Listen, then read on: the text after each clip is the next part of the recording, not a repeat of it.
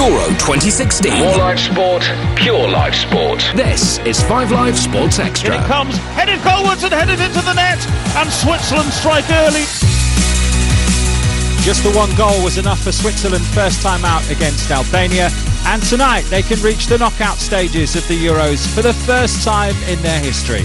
Trying to get them there, one of Stoke City's finest. Everything can happen. You see that Leicester won the title this season, so you never know. Maybe a small team, a small country wins the Euro. They performed so well in the opener against France. This lot might have other ideas. Here he comes, Stanku scores! And real delight for the Romanian fans behind that goal. But they were unfortunate. They couldn't hold out against the hosts in the opening game, thanks to this wonder goal. That's a nice ball to Dimitri Payet! Oh! What a goal! France has a new hero! His name is Dimitri Payet! France are in action later against Albania on 5 Live, but here on Sports Extra, our focus is on Romania against Switzerland.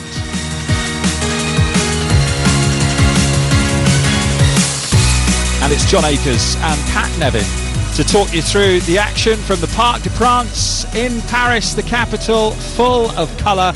Bright sunshine at the moment. There is some cloud and a bit of a stiff breeze as well, but it's a good day for football down there at the moment. The mascots and the children from the local schools are dancing around the huge shirts which are on the pitch, laid out in each penalty area at the moment, and it is a packed house for Romania versus Switzerland. And Pat Nevin, this could be an interesting one, couldn't it? Because Romania have to go for it. We know the quality that Switzerland possess. I'm looking forward to this one. Yeah, I definitely am looking forward to this one because, as you say, Romania have to go for it. I have to say, before this tournament started, I was not convinced by the way it was set out, you know, with the two top teams in each group plus 4 others getting through. I thought you might get a lot of dull, meaningless games. Wrong. Every game seems to have meant something, and certainly this one today means a huge amount to both sides. And obviously Switzerland know that they can get through here by winning this game, and Romania know that if they win this game, then they're right back in the mix and likely to qualify themselves. So a lot of teams going for wins as opposed to draws, which I suspected before the tournament. 18 degrees inside the stadium. We await the teams and the anthems. We've had a chance to look at both now, Romania and Switzerland. What were your thoughts on them, Pat, in their first 2 matches? Actually fairly impressed with both. Romania slightly surprised me. I think they really give France a good run for the money, and for a lot of us, France are either among the favourites or indeed are the favourites for the tournament. And yes, they won it and they deserve to win that game, France, but certainly Romania took them all the way. They had to defend. They did defend fairly well. They've made a lot of changes today for this game, you know, particularly middle to front. But the Swiss have not surprised me. The Swiss are a good side. They are extremely well organised side. And the fact that they are that well organised, they know the structure, they know how the team plays, they do understand each other. They've got a lot of confidence that they're going to do well in this tournament. Yeah, many thought they would turn Albania over a little easier than they did, winning 1-0 and against 10 men for much of the match. And whilst Romania did perform well in their opening match, they have made 3 changes. The manager's chosen to switch it up a little bit. He needs goals, needs to win the game, and he's made some attacking changes. Out go Evidiu Hoban, Florin Adone and Adrian Popa, and in come Gabriel Torje, Andre Prepeleza and Claudia Kershellru. He goes out, he comes in as well. So they've decided to make some changes there, Pat. And what are your thoughts on the fact that they've changed that team from the opening match that did so well? Well, oddly enough, you should change to keep people fresh. A lot of players, it's an end of a season, and I always try to remind myself when I played in the European Championship, or even games, you know, let into June when you're playing international games, your legs are gone, they're shot. Now, people say you should recover, but you've put everything into it for a whole season. So sometimes the changes aren't always for lack of ability, it's because you need a freshness. And they certainly, for me, I think the Romanians want to play at quite a high tempo. And you can't ask players to do that every 3-4 days. It's just not possible, generally, but it's certainly not possible at the very end of the season. So a better sense of that as well. I fully understand that if you're trying to play high tempo. So the teams are in the tunnel. Later tonight in Group A, the host France play Albania at 8 o'clock. Coverage of that match is over on 5 Live. A win for France will guarantee them a place in the knockout stages. It follows a 2-1 victory over Romania in the opening game, thanks to that stunning strike from Payet. His teammate, the Newcastle striker, Moussa Sissoko, says Payet is a class act. It was brilliant. He played very well from the beginning to the end. And then he had a very good season with West Ham. And now he keep going with the national team. So it's very important for himself, for us, and for everyone. A few, unfortunately, your club were relegated to the Championship at the end of last season. And you've already said that you don't think you can carry on playing for France if you play in the second division in England. Can you explain the reasons behind that, please? Yeah, of course. You know better than me what I said. Now the most important thing for me is to stay focused on my job, and then to play for the Euro, and then to give everything. And after, I think I will have time to think about my future. But now I'm focused for the national team, and hopefully we will go into the end. You worked with Rafael Benitez for a few weeks. At the end of the season, he made you the captain. Do you think you progressed as a player even in that short time? Yes, of course. I spent some good time with him. He's a great manager. He had a lot of experience. He trained with some good players. So I had a good time with him. So I was happy to work with him. But now I'm focused with my national team. And I will have some chat with him after that. So now I'm focused on my national team. So looking ahead to the Albania game, France started with a win, another win, and you know you'll be in the knockout phases. Yes, of course. We won the first game. We know the second game will be difficult. But if we play our football and then we give everything on the pitch, we will win this game for sure. And just a word on your role in the team. That Didier Deschamps, as we saw against Romania, likes to use very fast substitutes, but I imagine you'd love to be a starter again for France. Yeah, of course, I'm a player, so I will love it to start the game, but after the manager have to decide who will start the game. But I'm ready to play, and then he know what I can do, he know what I can do for the team. Now Didier Deschamps said that there were things that could be improved upon for the next game. What do you think is the main thing that France have to focus on? To focus on our job. Like I said, it will be a difficult game. It is not because we play Albania who will win the game for sure. We need to prepare this game properly and then stay focused and then do the job properly. Then if we do that, I think we will win the game. We have a lot of chance to win the game. It's Moussa Sissoko talking ahead of France's game tonight in Group A. We're focusing on the Group A game between Switzerland and Romania. The Swiss national anthem comes to an end, and we await the Romanian national anthem.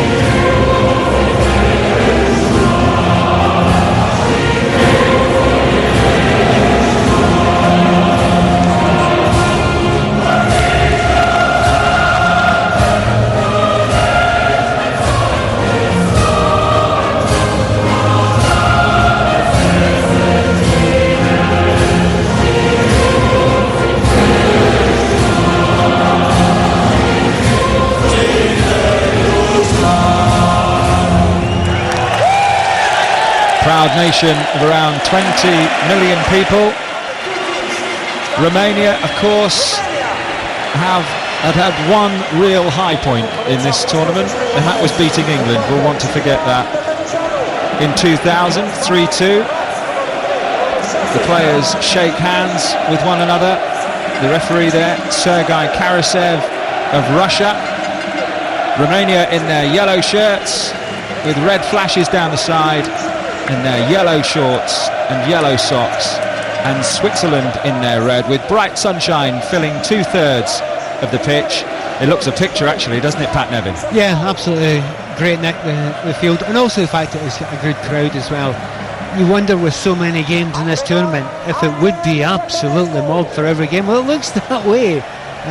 It's a real buzz about it, real excitement that this game definitely means something. And to the Romanians, you know, they've made those changes, particularly, as you say, going forward. And I see the front four as a team that are really going to try and put a little bit of pressure on that Swiss defence. But if I look at that Swiss lineup, they've got Xhaka and Barami sitting in front of the defenders. That's a hard duo to break down. Angel Iordanescu has picked the following lineup. Ciprian Tatarusanu, the goalkeeper from Fiorentina, keeps his place despite probably being at fault for the Giroud goal against France. Came for that cross, didn't quite get there. The back four from right to left is Christian Suparanu, Vlad Chiriches, Dragos Grigore and Razvan Rats in midfield. As Pat just mentioned there a moment ago, they have Switzerland have Berami holding. Well, in the Romanian team they have Mihai Pintili, Claudiu Kesheru and Nicolae Stanciu, with Gabriel Torjai in the midfield, and then a three of Bogdan Stancu, who scored that penalty in the first game, along with Andrei Prepelita, who comes into the team today. So only that one win for them in the Euros against England, but you'd think today they'd have to get something out of this one, Pat, wouldn't you? Romania, if they're to progress? Yeah, I mean, the very, very least a draw, so that they can maybe win the last game, which is going to be a very tough ask for them. But you can't think that way. I think in this tournament you have to go and try and get wins, and that's the attitude that most of them have had in the game so far, that they have gone and tried to get wins, and I expect the same here. I've enjoyed the pace of most of the games. They've really gone for it. And we're underway. And by the way, she'll send a free kick right at the start, but I'll explain that to you in a moment. They've just played the ball backwards. You're not allowed to do that for a kick-off. The world's going mad, isn't it? It just doesn't look right, does it? As the ball's played straight back. You're not allowed. It's against the rules of the game. It's got to roll forward, so the referee didn't spot that. A small technical point. Of course, that rule changed on the 1st of June. It's going to take some getting used to. Has it? Yeah. Oh, well, thank you for keeping me on top of that then. Yeah, you don't have to do it anymore. Don't have to play the ball forward, as Romania are in possession. Coming down the right-hand side, it's with Torjai, who's on his right foot, level with the penalty area. Might get an opportunity to cross here. Three in the middle, takes a little deflection, only partially cleared, but they should clear it now. Xherdan Shaqiri scurries over to the far side. So Switzerland look like this. Jan Sommer is in goal. Ricardo Rodriguez, the left back. Johan Joru, formerly of Arsenal, of course. Fabian Schär, who scored in the opening game, and Stefan Lichtsteiner in the midfield. They've got Granit Xhaka, of course, who's moving to Arsenal for around about £30 million, holding with Berami. Shaqiri will play on the right with Mehmedi on the left. Jumaili behind Seferovic will play as the lone striker, with Switzerland in possession deep in their own half. They thump the ball forward. Romania, though, pick up possession. Crisp passing, now one chipped forward down the left-hand side, midway inside the half. Rats nods on a header, helped forward, brought down by Seferovic, now chipped forward, but headed away by Romania. They've got the ball deep in their own half on the left with Rats. He clears it straight out of play, and it's a throw into Switzerland 10 yards inside the Romania half on the right. It's not really a tentative start, is it? They've really gone for it from the start. Really impressed with Torjai's first run up there. He looks so like Shaqiri. You know, right wingers on both sides, stocky, quick, and sharp, want to get to the byline. Quite impressive. We should see some decent wing play today. Chip forward by Switzerland, but it's too straight, that ball, and straight into the arms of the Romanian goalkeeper Tatarusanu. No goals on 5 Live Sports Extra. Romania in possession in their own half. Ball played to the left-hand side, picked up and then given away. And Switzerland, it's back with their goalkeeper Sommer, who launches a high ball towards halfway. Looked like a little push that from Seferovic, but the referees let it go, and Switzerland pouring forward, and they have got men forward here. And there's a shot coming in, and it's cleared away, and they might get another bite of the cherry, but Romania managed to clear, but only as far as Berami. They're in possession again. Shaqiri with the shot, deflected. The keeper manages to stop it from going for a corner. Tata Ashanu, Switzerland there, throwing plenty of bodies forward. Yeah, as I say, it has been a very, very lively start. Interesting to see Shaqiri going on both sides. He likes to do that. He's most comfortable on the right hand side, but he'll go and move across the pitch, and both teams want to go attack. That's just what I say about this competition. It is about teams. They know that almost certainly if you get a win, you will go through. 1 win out of 3, and that really just does change the dynamic of it. Angel Iordanescu, who's coached Romania twice before and came out of a career in politics to take up the call from the national side to coach them once more, and they're in possession now, moving forward, Romania. Cleared away though by Switzerland, who are back in possession, 15 yards inside their own half. And given away a couple of sloppy loose passes so far in this game, and it's been a little bit scrappy at times in midfield, but going forward, both sides committing men forward. That's actually a very good point. In this attack just now, there's 5, nearly 6 players in attack for Switzerland. Lichtsteiner putting in across from the right hand side, headed away by Romania and picked up by Torje, but then he's dispossessed and Switzerland are back in possession. It's a tough one for Torje, I was talking about there, because he's up against Rodriguez, and he really impressed me in that first game. He's a left back but spends most of his time in the left wing, and I think you can say that about the Swiss. They're both fullbacks, hammer forward, desperate Lichtsteiner on the right side, Rodriguez on the left hand side, and they just allow that to happen, and either Xhaka or Barami go and cover in when they go missing. Switzerland in possession, ball chipped forward. That's a poor ball, straight out of play, and it's a goal kick to Romania. 5 minutes gone, no goals on 5 Live Sports Extra.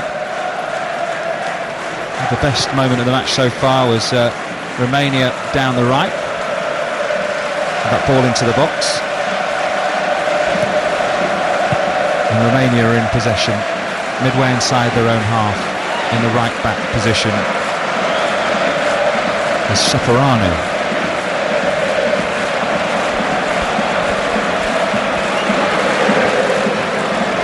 They try and get the ball very wide. It's very noticeable that the 2 wide players for Romania, the feet are on the touchline and they're getting chalk on their heels. And that's a brave thing to do. I mean, they'll not stay that way when they're defending, but it's a brave thing to do, because it leaves the midfield quite wide open, so they must trust in their ability to some degree. They're in possession now, moving forward down the middle, Switzerland, and that's a nice looking ball into Seferovic, who's going to have a go, and it's just wide. Well, that's the best opportunity of the match, and he can't believe he's missed it. He's hands on hips, he's onside, there's a nice little turn, a drag back with his left foot, a curler with his right, and it's wide of the goalkeeper's left hand post, but it's only a foot wide. Well, it's gone a foot wide there, but if you're watching the games earlier on today, Slovakia scored 2 goals from almost exactly the same position. On that far side, you have to curl it beyond the goalkeeper on his right foot. The turn was absolutely fantastic. He never quite got in that back post there. He struggled a little bit for his club side this year. Only 4 goals in 30 odd matches for his club, playing up front, although one of them was very important at the end of the season that kept them in the division, Eintracht Frankfurt, but maybe showed a little rustiness there. No, it's a bit of rustiness, but I like his turn, and I think his movement, I mean, it looked at first view as if it might have been offside, but he called it absolutely spot on there, John. It wasn't offside. He'd actually tailed them at the right moment there, twisted him inside out, and just the only thing wrong was it was a foot or so wide of the far post there, but he'll be encouraged by that. Shaqiri battling for the ball in midfield, gives away the free kick to Romania. 5 or 6 yards inside their own half, centre field. Shaqiri, who has played for Stoke City this season, only 3 goals for Stoke. Many fans perhaps expecting him to do a little bit more than that. He had moments where he was absolutely brilliant against Manchester City at home. He was at that game. Yeah, he was absolutely phenomenal. But then, man, Stoke were absolutely phenomenal. They had that little golden period where himself and Arnautovic, etc. and Bojan played really well, but they certainly faded a bit. Romania now with the ball into the box, claimed by the goalkeeper, flicked off the head of Prepelica, one of the players that's come into the side. Prepelica in place for Ludogorets, 30-year-old. I think Tata Tirana will be very, very happy to get that catch there. A couple of times in the first game in this tournament, he didn't look that comfortable with cross balls. In fact, I think he made one horrendous mistake. And maybe it's the one weakness I've noticed in this tournament so far. Goalkeepers coming for crosses haven't instilled a huge amount of confidence in their managers or defences. That's a definite free kick there. Mamedi bursting down the left-hand side for Switzerland, and it's a total body check by Saparanu, who just put his left arm across him, and it'll be a free kick in a fairly dangerous position. Good position to deliver for Switzerland. Shaqiri's left it. It's just a couple of yards in from the left-hand touchline, and a good position for a left footer to deliver here. And it's going to be Rodriguez. Plenty of movement in the penalty area. There are 3 Swiss players in the box at the moment. 2 more will join them. One arm in the air from Rodriguez. In it comes. It's good delivery and a good defensive header, and there was a foul in there as well, spotted by the referee, and it's a free kick. No, he's given a shout for a free kick there against is it Soferano, I think, who's down there just now. It's one of those ones where he's got his back to the ball, he's gone and attacked. I don't think there's a free kick there. I think the referee, and a lot of the referees in a lot of these tournaments, what they do is if someone lands on the ground, they think there must be a free kick. It's not always the case. You can land on the ground after a challenge, and I think Smith looked a wee bit dangerous for me in those sort of areas. I mean, obviously Rochel's already scored in the tournament already, and Giroud, another very dangerous player from those set pieces, and I think that's an area where Romania is a bit worried. There's a long ball forward by Switzerland, but it's claimed by the goalkeeper Tata Ashanu, and Romania in possession deep in their own half with Grigore. In fact, it was Kirikesh. He didn't quite do it at Spurs, Pat, did he? Not quite what they were hoping for. No, it was a tough time at Spurs at the time, wasn't it? A lot of new players coming in, and a lot of change. I think a lot of players that would come now, it would be a nice place to go. Spurs, settled, 1 or 2 players coming in at a time, a manager that's got the system right. I think it would be a better time now. And sometimes you can be a very good player, you just turn up at a club at the wrong time. Napoli now, the 26-year-old. And there's a long, raking crossfield ball from Switzerland from Berami, and it's found Rodriguez, who is literally playing as a left winger at the moment. He's got 4 in the middle if he can find one with a cross, but they've got it. They're in possession on the edge of their own penalty area with Jamaili, and now as a cross from the left-hand side deep, and Rats maybe could have let that one go or cleared, but he heads behind for a corner to Switzerland. Well, it's a very noticeable thing. We mentioned it right at the start. Very impressed with Rodriguez in the first game, hammering up that left-hand side there, and it's certainly a technique that they work on very hard. A good understanding with McNedy, who plays just inside him. Shaqiri with the corner, in it comes. Punch this time lands from the goalkeeper for Romania. It's still not completely clear. That's a decent header though, but Switzerland have picked up possession on the halfway line. Can you explain to me why Tata punches that there? Doesn't just catch it. It's right in front of his face. Yeah. Just pick it up. It's easy. Must be in the coaching, mustn't it, when they're young? Well, I've talked to some goalkeepers about this, and they just say, why take a chance, just get rid of it. But if you punch it out there and somebody smacks it in from 25 yards, then it's the wrong decision. Jamaili spreads the ball to the left-hand side. Rodriguez has got a chance to cross, and Jamaili's got it back, and this is nice play from Switzerland. Across the box it goes, but there's no one on the end of it. Shaqiri might well put in a cross with his left foot, but it's blocked, and it spins out for a throw-in, level with the Romanian penalty spot on the right-hand side. How often is it you say it, but the best player and the most dangerous player for Switzerland so far is the left full-back. He is hammering up and down there, Rodriguez, and no one's sticking with him. The other full-back puts in a cross this time, Lichtsteiner, but it's too deep for everyone. It rolls out for a throw-in on the far side for Romania. Plays for Juventus, 32 years old, 81 caps, lots and lots of experience. Just watching the way Switzerland play, I mean, if anybody who watches Premier League football, It's not dissimilar to Everton at their very best. When you see Leighton Baines and Seamus Coleman, both fullbacks hammering on, and the two sitting midfielders will cover them when they leave. They won't both go with them.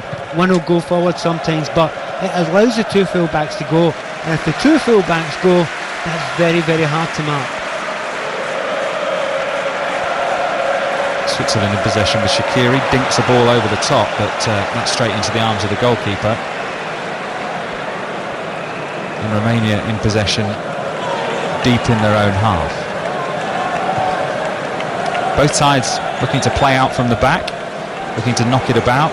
Romania have got some defensive record. They only conceded 2 goals in qualifying, literally got to the finals by being very, very tight at the back. And they saw that for quite a while against France before a goalkeeping error and an absolute screamer from Payet undid them. There's nothing you could do about the screamer from Payet. Actually, that was... I think it'll be interesting as time goes by to see what we feel the goal of the tournament with. I think Hamšík, in his goal earlier on today, he's got a chance of a shout for that as well, but you go a long way to beat Payet's goal. What a start. And that's what he's capable of, and at the moment, you know, that little bit of quality is what's standing out from this group. I still think the Swiss are dangerous, very dangerous indeed.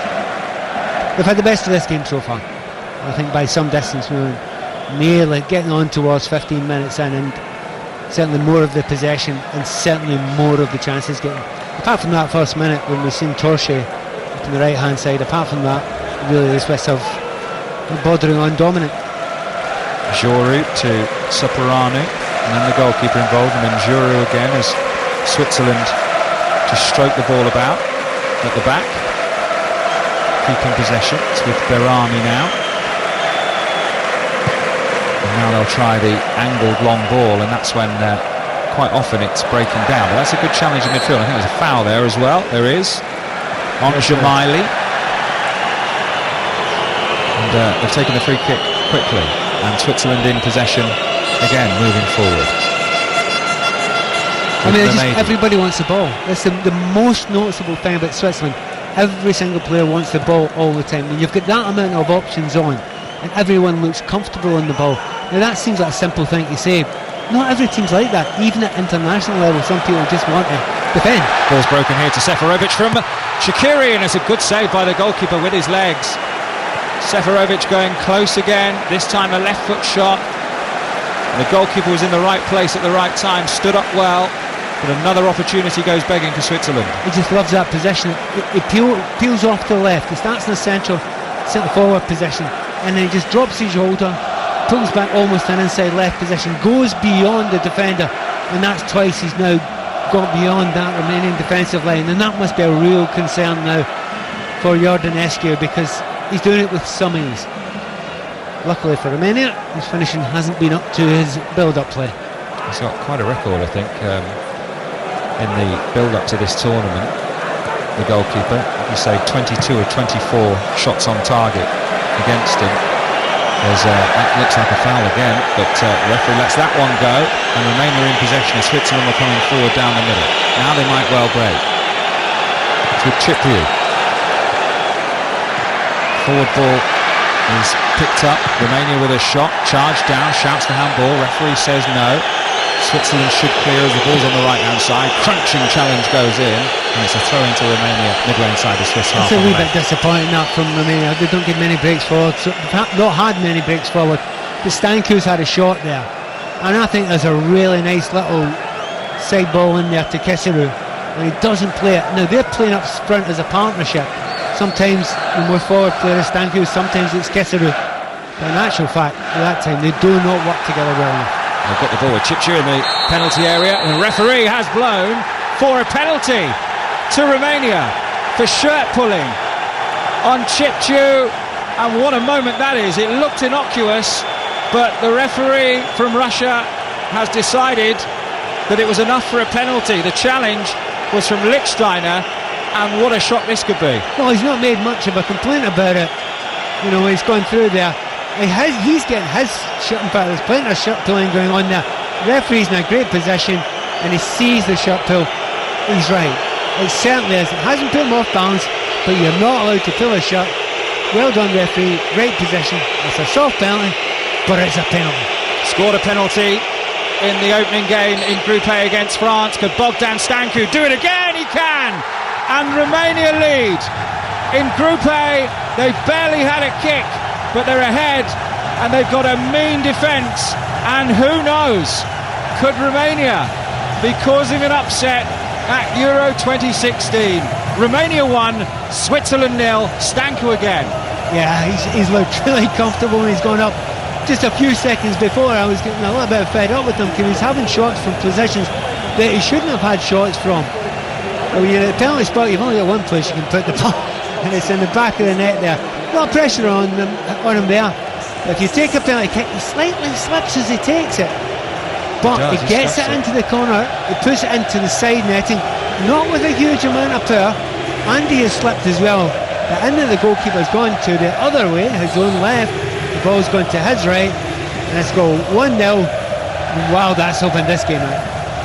Well, he's literally almost fallen on his backside as he's taken the penalty, but his standing foot, his left foot, has just held enough turf for him to get his right foot on it with enough purchase to send it to the goalkeeper's right and into the corner.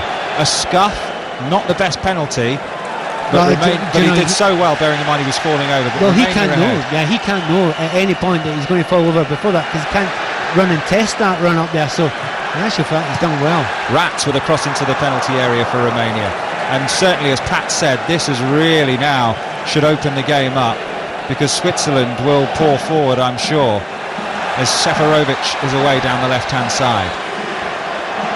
He's in possession, checks. Kirikesh is with him. Switzerland in red coming forward with their white shorts and red socks, and there's a low cross into the box, cleared away. Corner for Switzerland. You do get the feeling that Switzerland are going to clear a lot of chances in this game. They've got so much of the ball, and this is just going a goal down. It's just going to say to them, we need to keep it going, we need to keep the pressure up. Oh, here's another from distance. Oh, and what a save. Just tipped over the bar. It was Shah, the defender, but that's why he's the Romanian Player of the Year.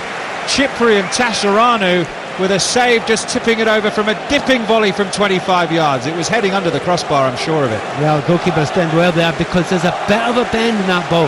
You think it's slipping over him, but there's more than that. There's a bend on it as well, and that makes that really hard to deal with, but he does deal with it. Shaqiri plays the ball to Lichtsteiner and gave away the penalty. Shaqiri's got a chance to cross again. Four in the middle waiting for the cross. It's just over hit, and he's gone down, Shah, there in the penalty area, but got straight back up again. And it's a great effort from him. You can't believe his defender. He likes scoring goals. Scored in the last game for Switzerland in the 1-0 win over Albania. 5 goals for his country, almost made it 6 there.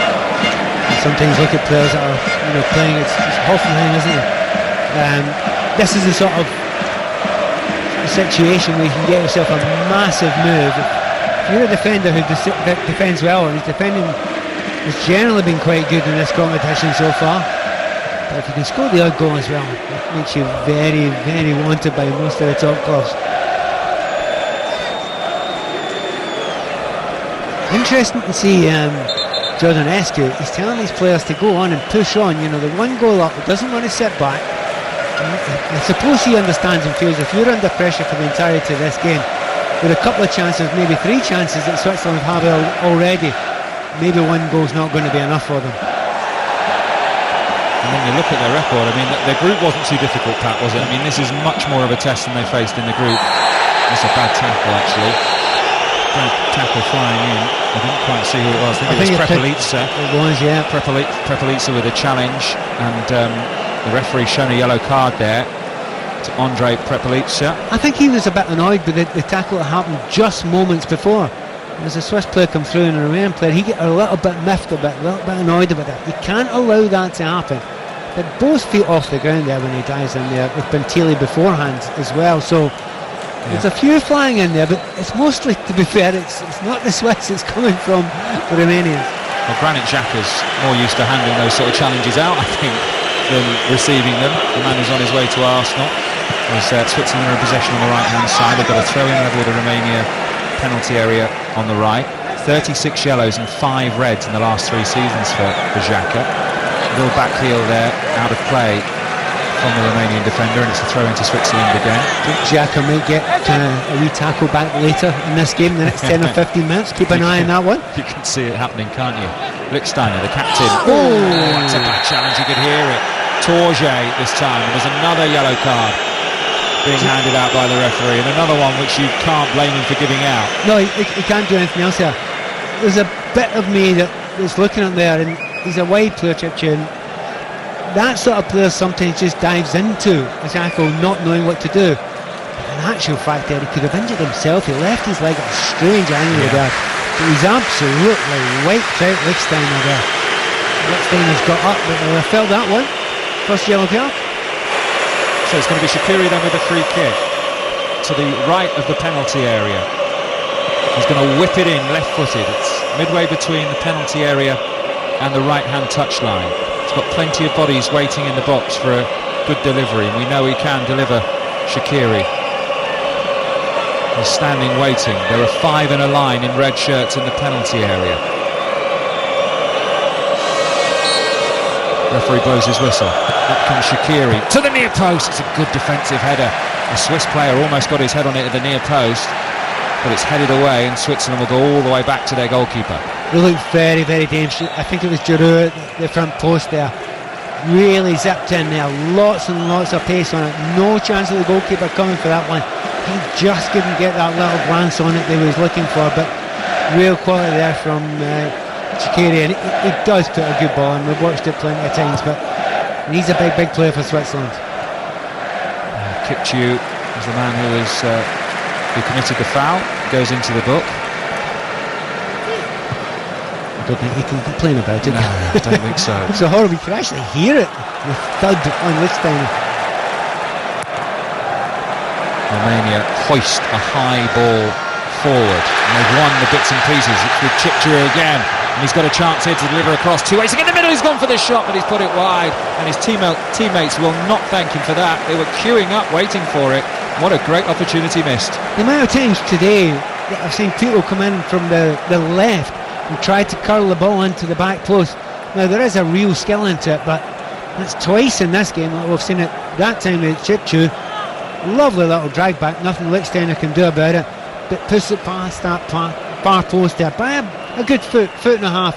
And we noticed earlier on in the game Seferovic doing exactly the same for Switzerland. Kipchu of Romania had a few players screaming at him after he hit that shot, because they had a really good position there. There was 2 or 3 yellow shirts in decent positions in and around the penalty area, which he could have. John, I have to say, as a wide player, you've got to take that one on. You've got to take that one on. I mean, it's an absolute easy give. It's a tap in, then you do it. But the angle there wasn't a ridiculous angle. That was a good enough angle to try and curl it to the back post. Picture of Steaua Bucharest. We've got 4 Steaua Bucharest players in the squad. Romania, who surprisingly went up to 7th in the world rankings in September, as Switzerland have a free kick which Shaqiri will deliver from the left again. Again, it's not bad delivery, but it's cleared away by Romania, who Barami's just put the ball out of place there, hasn't he? And to be honest, I'm sitting looking at it thinking, what on earth are you doing that for? I mean, they had plenty of time on the ball there. Take it easy, relax, calm down. That's a foul by Shaqiri, and a bit of an unnecessary one, and Romania have a free kick 10 yards inside the Swiss half on the left-hand side. Yep, another foul. Don't think that one was a yellow. It's just a bit missed time from Shaqiri. He's one of my son's favourite players, Pat Shaqiri. Got Shaqiri 22 on his wall at home. I tell you what, I hope he doesn't wear his big shorts as Shaqiri. I can't see his legs at any point there. In comes the free kick. Oh, and it's bouncing around the penalty area and they've hit the post. Romania have hit the post after the cross into the penalty area. It fell really kindly, and the shot from Shah, it wasn't Shah actually, it was Separanu, got my 22s mixed up, comes off the post. Well, it's a bit of a surprise to find him up there. He's the right full back. The ball's just dropped him.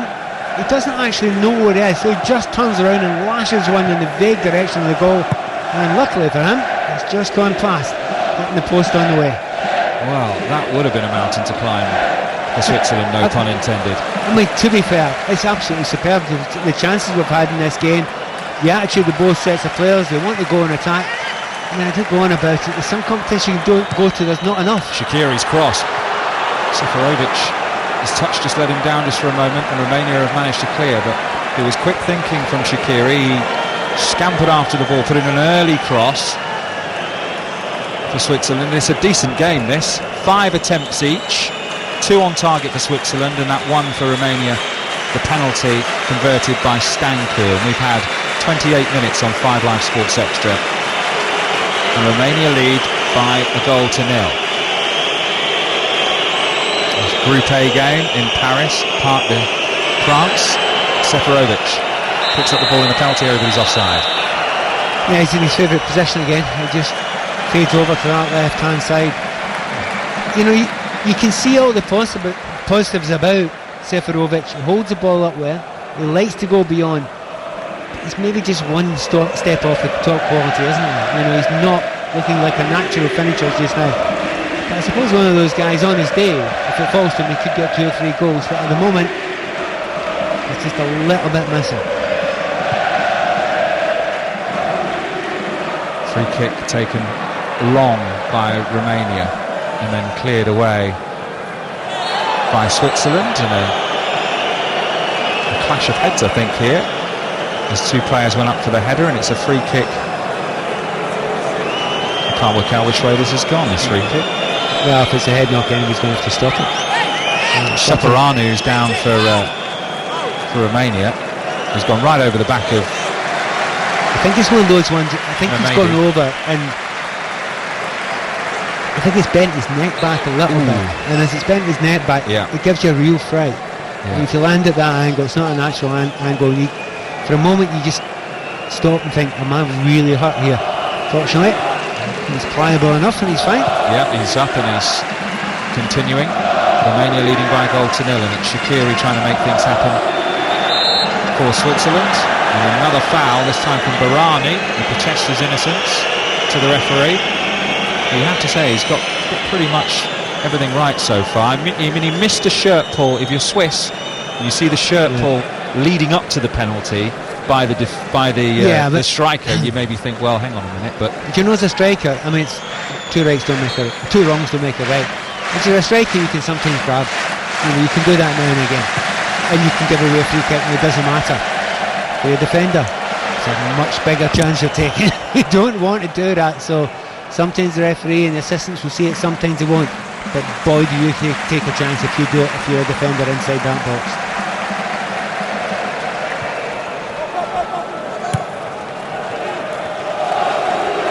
The ball 10 yards inside the Romanian half. Switzerland have possession with Berami, helps the ball forward, and there's plenty of red shirts forward in this attack. Ball trying to get out towards Seferovic, but there's a free kick. The referee's played advantage there, and there wasn't one, so he's brought the play back. Foul on Jamaili, and well, this is an interesting position, maybe for the likes of a Shaqiri to maybe have a pop. It's about 25 yards from goal, something like that. Yeah, good position. Not seen enough of Jamaili yet. He's a good player. If you're playing in a kind of 10 position, you want to be creative. There was actually a ball out to his left-hand side that he should have seen there, where the man Rodriguez was hammering up the left-hand side. He should have been able to get that in. He didn't manage to get it in, but he did get a free kick. And Shaqiri must be tempted from here with his left foot. Well, the 2 left footers are Rodriguez and Shaqiri. Rodriguez looks like the one who wants to hit it, to be honest. You can sometimes tell by the facials. Shaqiri goes at an odd angle when he tries to take these sort of free kicks, so if they've worked in this, I'm trying to, well, just looking at the facials, there's no way Shaqiri's interested in that. Rodriguez is going to hit it 25 yards from goal. There is 6 in the wall for Romania, plus a charger. Up comes Rodriguez, left-footed, curls it! Oh, and the keeper was so well positioned, claimed it into his chest. It wasn't a bad free kick, but the keeper did everything right. Didn't jump to his left, stayed where he was, trusted his wall, claimed it comfortably. I know what you mean there, but I didn't jump to his left. You're thinking Gareth Bale, aren't you? And it's exactly, if the keeper takes a little step to his left, then that might end up in the goal. But although Gareth Bale's goal was very good, had the keeper not taken a step to his left, he would have gathered it as easily as the goalkeeper did there. So You know, you take those chances. It's on target. It is a save, but it's a save the goalkeeper should make there. Gareth Bale's making himself popular in England at the moment, isn't he? Spicing it up ahead of tomorrow, which of course is live on 5 Live from the BBC. 2 o'clock kickoff. The country will grind to a halt, I'm sure. The countries, I think, is a shadow of a doubt. That free kick just a moment ago, I was very disappointed. Rodriguez just took it standing on his own at the free kick. Should always have 2 people just to make the goalkeeper think. Part of the reason why the goalkeeper didn't move is because he didn't have the thought that a right footer might have been taking it as well. So he only had one player in his mind. You have to maybe give the goalkeeper a little bit pause for thought. Yeah, I was surprised at that he was the only one standing over the ball. Sometimes, well, just as I say that, Rodriguez is away again. That's a nice ball, and Rodriguez is in possession. One in the middle to aim for, crosses blocked, corner for Switzerland. They're looking more and more threatening here. Well, they haven't used Rodriguez for the past 10 or 15 minutes, and they haven't looked as good because of that. As soon as they get it out to that wide, he hammers down, he takes the free kicks, he's taking the corners, he wants the ball on the left wing. Corner taken by Rodriguez, and it goes, header goes in, but it's wide of the target. It was Stan Chiu who got the header. It was interesting. I think came off the back of the defender's head, I think. Yeah, it was difficult to see. Both of them seem to get a little bit of it here. In our monitors, we've got a little bit of a... I think that was a corner. It should have been a corner. It's not the easiest one to see, though, especially at full speed. Even if you are an assistant referee who's only 4 yards from the play with it sitting right in front of you, and that is your job. Came off the head of Pintili. Nice little touch there. Nice little touch from Angel Iordanescu, the Romanian manager. I was actually looking up beforehand. I played against Romania a couple of times in my younger day for Scotland, and I think he might a decent Romania team, wouldn't it? Yeah, they went well. A couple of decent players playing there. A bloke called Hadji was all right. Right, not heard of him. Now Romania coming forward down the left-hand side. Statue does well, skips past his man, he's to the byline, 2 in the middle to aim for. In comes the cross, Joru with the clearing header for Switzerland.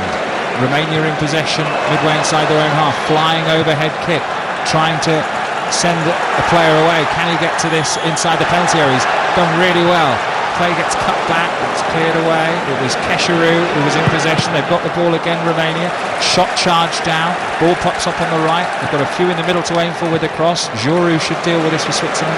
He does at the near post, clears away, but Romania back in possession. They look fairly dangerous going forward, Romania, when they do get the ball. It's always been the Romanian way. They love to play in the break. You know, they want to soak up a little bit of pressure, you know, but leave spaces to go in behind. I'm just not sure the 2 central strikers are actually quick enough to get beyond. But at that moment there, I think Scher made a big decision. He was out in the right back position for Switzerland, and he dived into Stanku. You should not do that. There's no need to do that. They're really wide. He's not going anywhere. So that was a big mistake. He's lucky to get away with it there. Switzerland in possession, 10 yards inside their own half. Trailing by a goal to 0 to Romania with 9 minutes plus stoppage time remaining in the half.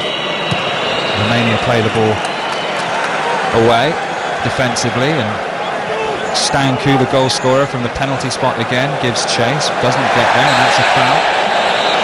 And another booking, and this time it's for Kesheru of Ludogorets, the 29-year-old. He protests his innocence, but it was a fairly cynical grab of the shoulder and grab of the arm, and he just pulled Barami down. I mean, there was no real need for it, to be honest. Yeah, it's a silly one, a very silly one. It's not in a dangerous area. You're giving yourself a simple yellow card. I mean, anything can happen. I think we can accept that Iordanescu's not very happy with him. Yeah, fuming with that one. because he's now got 3 players on yellow cards, you know, with well over half the game. Yeah, and a lot of the time near the end of a game you want to take a player off, and it might come down to the fact that he's got a yellow, we don't want to be down to 10 men. You know, if a third of your team just about has got a yellow card already, it limits your options that you've got in that one. So I understand why he was upset there. Just looking back in that team that I played against, Popescu, Lakatos, Radical, lots of good players. I wanted to mention the fact because I played against them twice in Scotland, we won both times. It shows you how far Scotland have fallen, doesn't it? There's an injury, a stoppage in play here at the park the cross. But I think he's going to be okay. Pintili, he's had some treatment. He's just stretching out his hamstring at the moment. And Switzerland are in possession, midway inside the Romanian half. Plenty of yellow shirts behind the ball. Steferovic puts the ball over the top. Lichtsteiner with a cross, back across goal. Here comes a header and it's wide. The header came in from Jamaili around about the penalty spot. It's a really good opportunity. A really good opportunity. Yeah, once again, it's the right side, Lichtsteiner, the right full-back, puts it in the back post. To be Jamaili should do a little bit better, but right behind him was Rodriguez coming in as well, and that's what's so difficult. If your two full-backs are hammering beyond you, they're going to be marked by two wingers, and we know how hopeless they are at marking most of the time. So it's a great ploy, it's working for them really well, but they just haven't got that final opportunity, a real clear-cut chance. They've had one or two decent chances, but a clear-cut one falling to the right man, and I suspect the right man you would like it to be is probably Shaqiri more than anyone else, but he's too busy creating. He's not getting any chances himself. Well, the former Bolton man perhaps should have put his header on target there. Jamaili. They do get some crosses into the box though, don't they, Switzerland, more than any team in qualifying, more crosses into the box than any other side. And they're very good from wide areas. We've got 6 minutes plus stoppage time to the break, with Switzerland coming forward, playing from left to right as we looked offside that, but not given. It is now. Yeah, I should have left it. I can't believe he didn't leave that there. The ball's going through. Is it Mehmedi, I think it was? He's going through there, and he's miles offside. If he leaves it, Lichtsteiner's going to get to the ball, and just leave that one. Lichtsteiner's made a perfect run. He's half a yard off, isn't he? I think Lichtsteiner knew that and he was kind of shouting to him to leave it.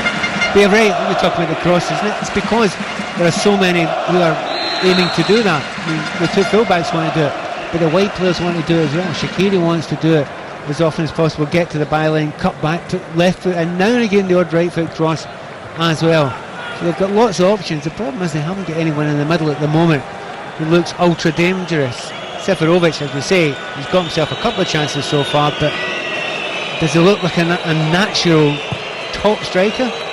Maybe just a little standard below that. They've had two or three very good opportunities, haven't they? That on their day could well have scored. Jamaili pokes the ball forward. Maybe they can convert here. That's an excellent block from the Romanian defender Kirikesh, who just got across, just in front of Mehmedi, as he unleashed on his left foot from a tight angle, and they've taken a short corner. Rodriguez will cross. Good looking delivery, headed away by Romania again. They should complete the clearance. They might well try and have a little breakaway here as well.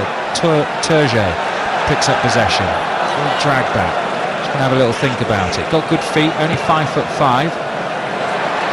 Chip ball forward, headed away by Giroud.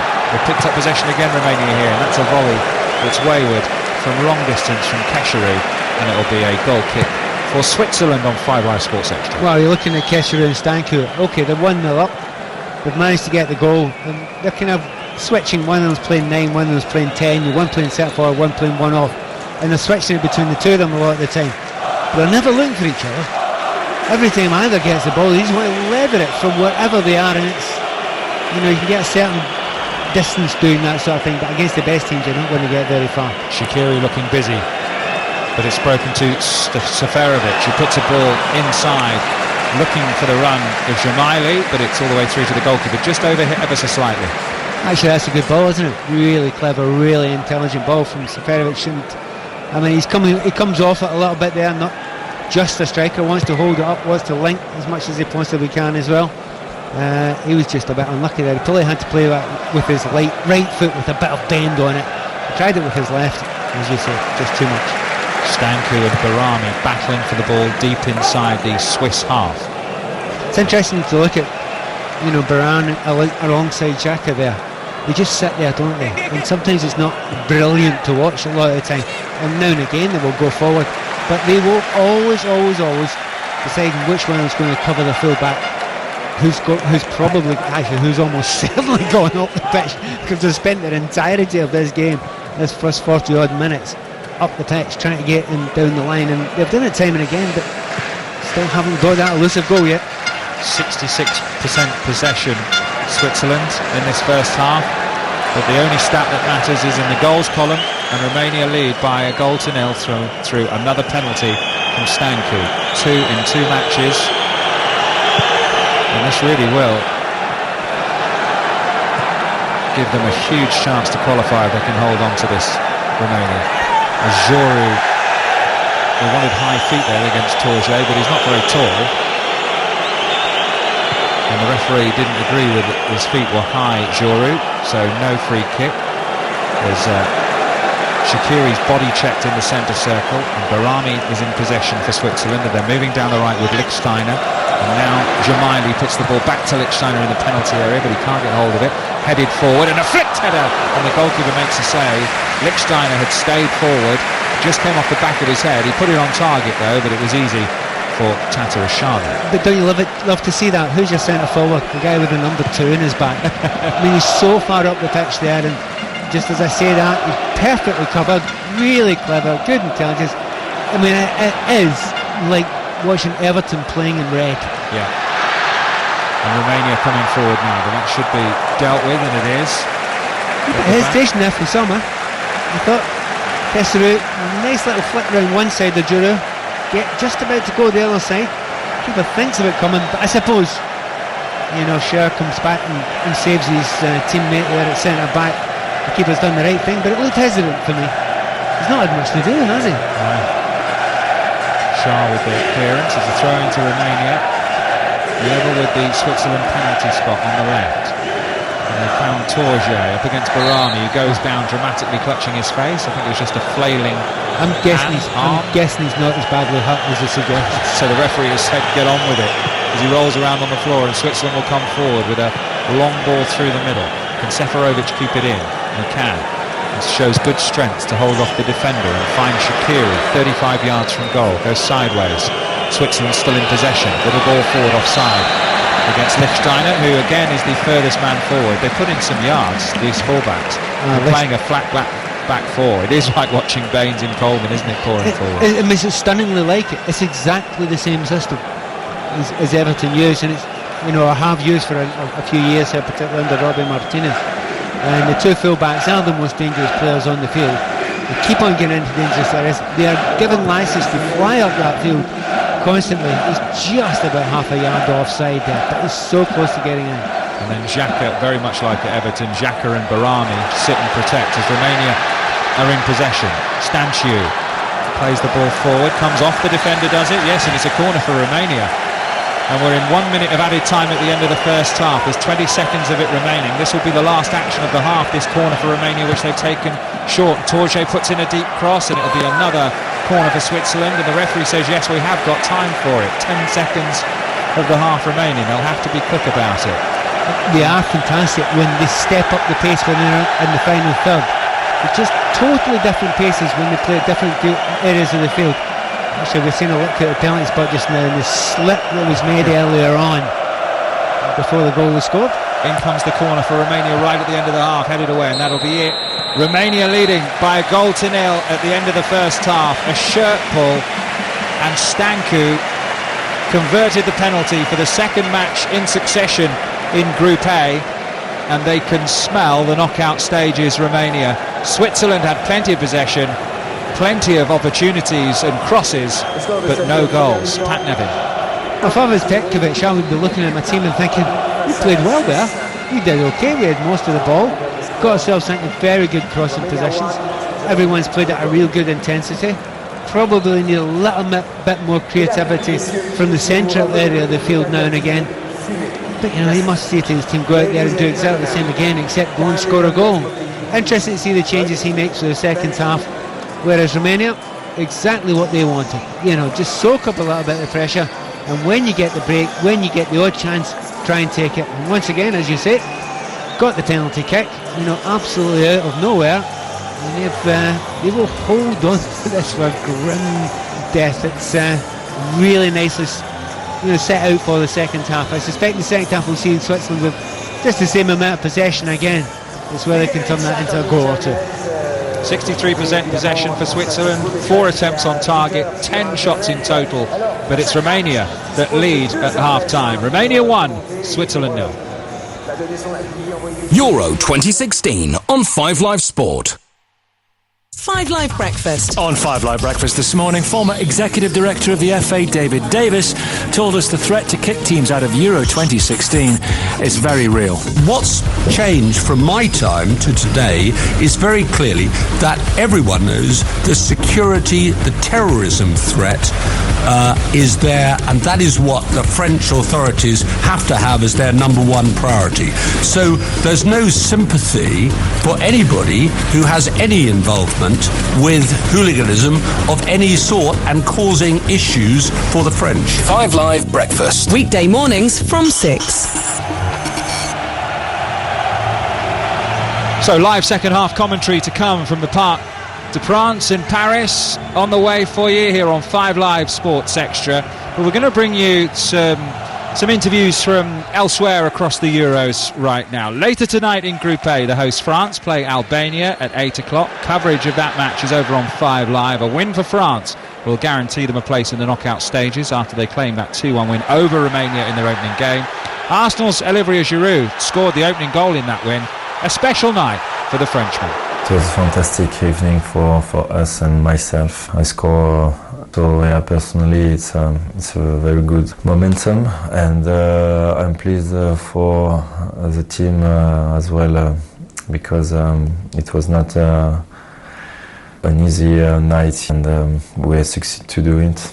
Now, Dimitri Payet set up your goal and scored a fantastic winner.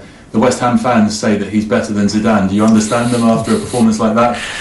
I don't know, I'm not sure, but one thing is sure, is very important for the team, and he's doing very well. He's scoring fantastic goals, and yeah, we are pleased to have him in the team. What went through your mind when you scored? It was a release of emotion for you. Yeah, obviously, I could have scored before, but I kept my focus on the game and on a goal, and I succeeded to score my first Euros Cup goal. A quick word on Albania, the next game. Is revenge in the air after the loss last year there?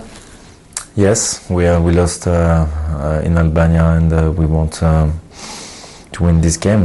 We expect a tough game, but we have the quality to go through and to win this game.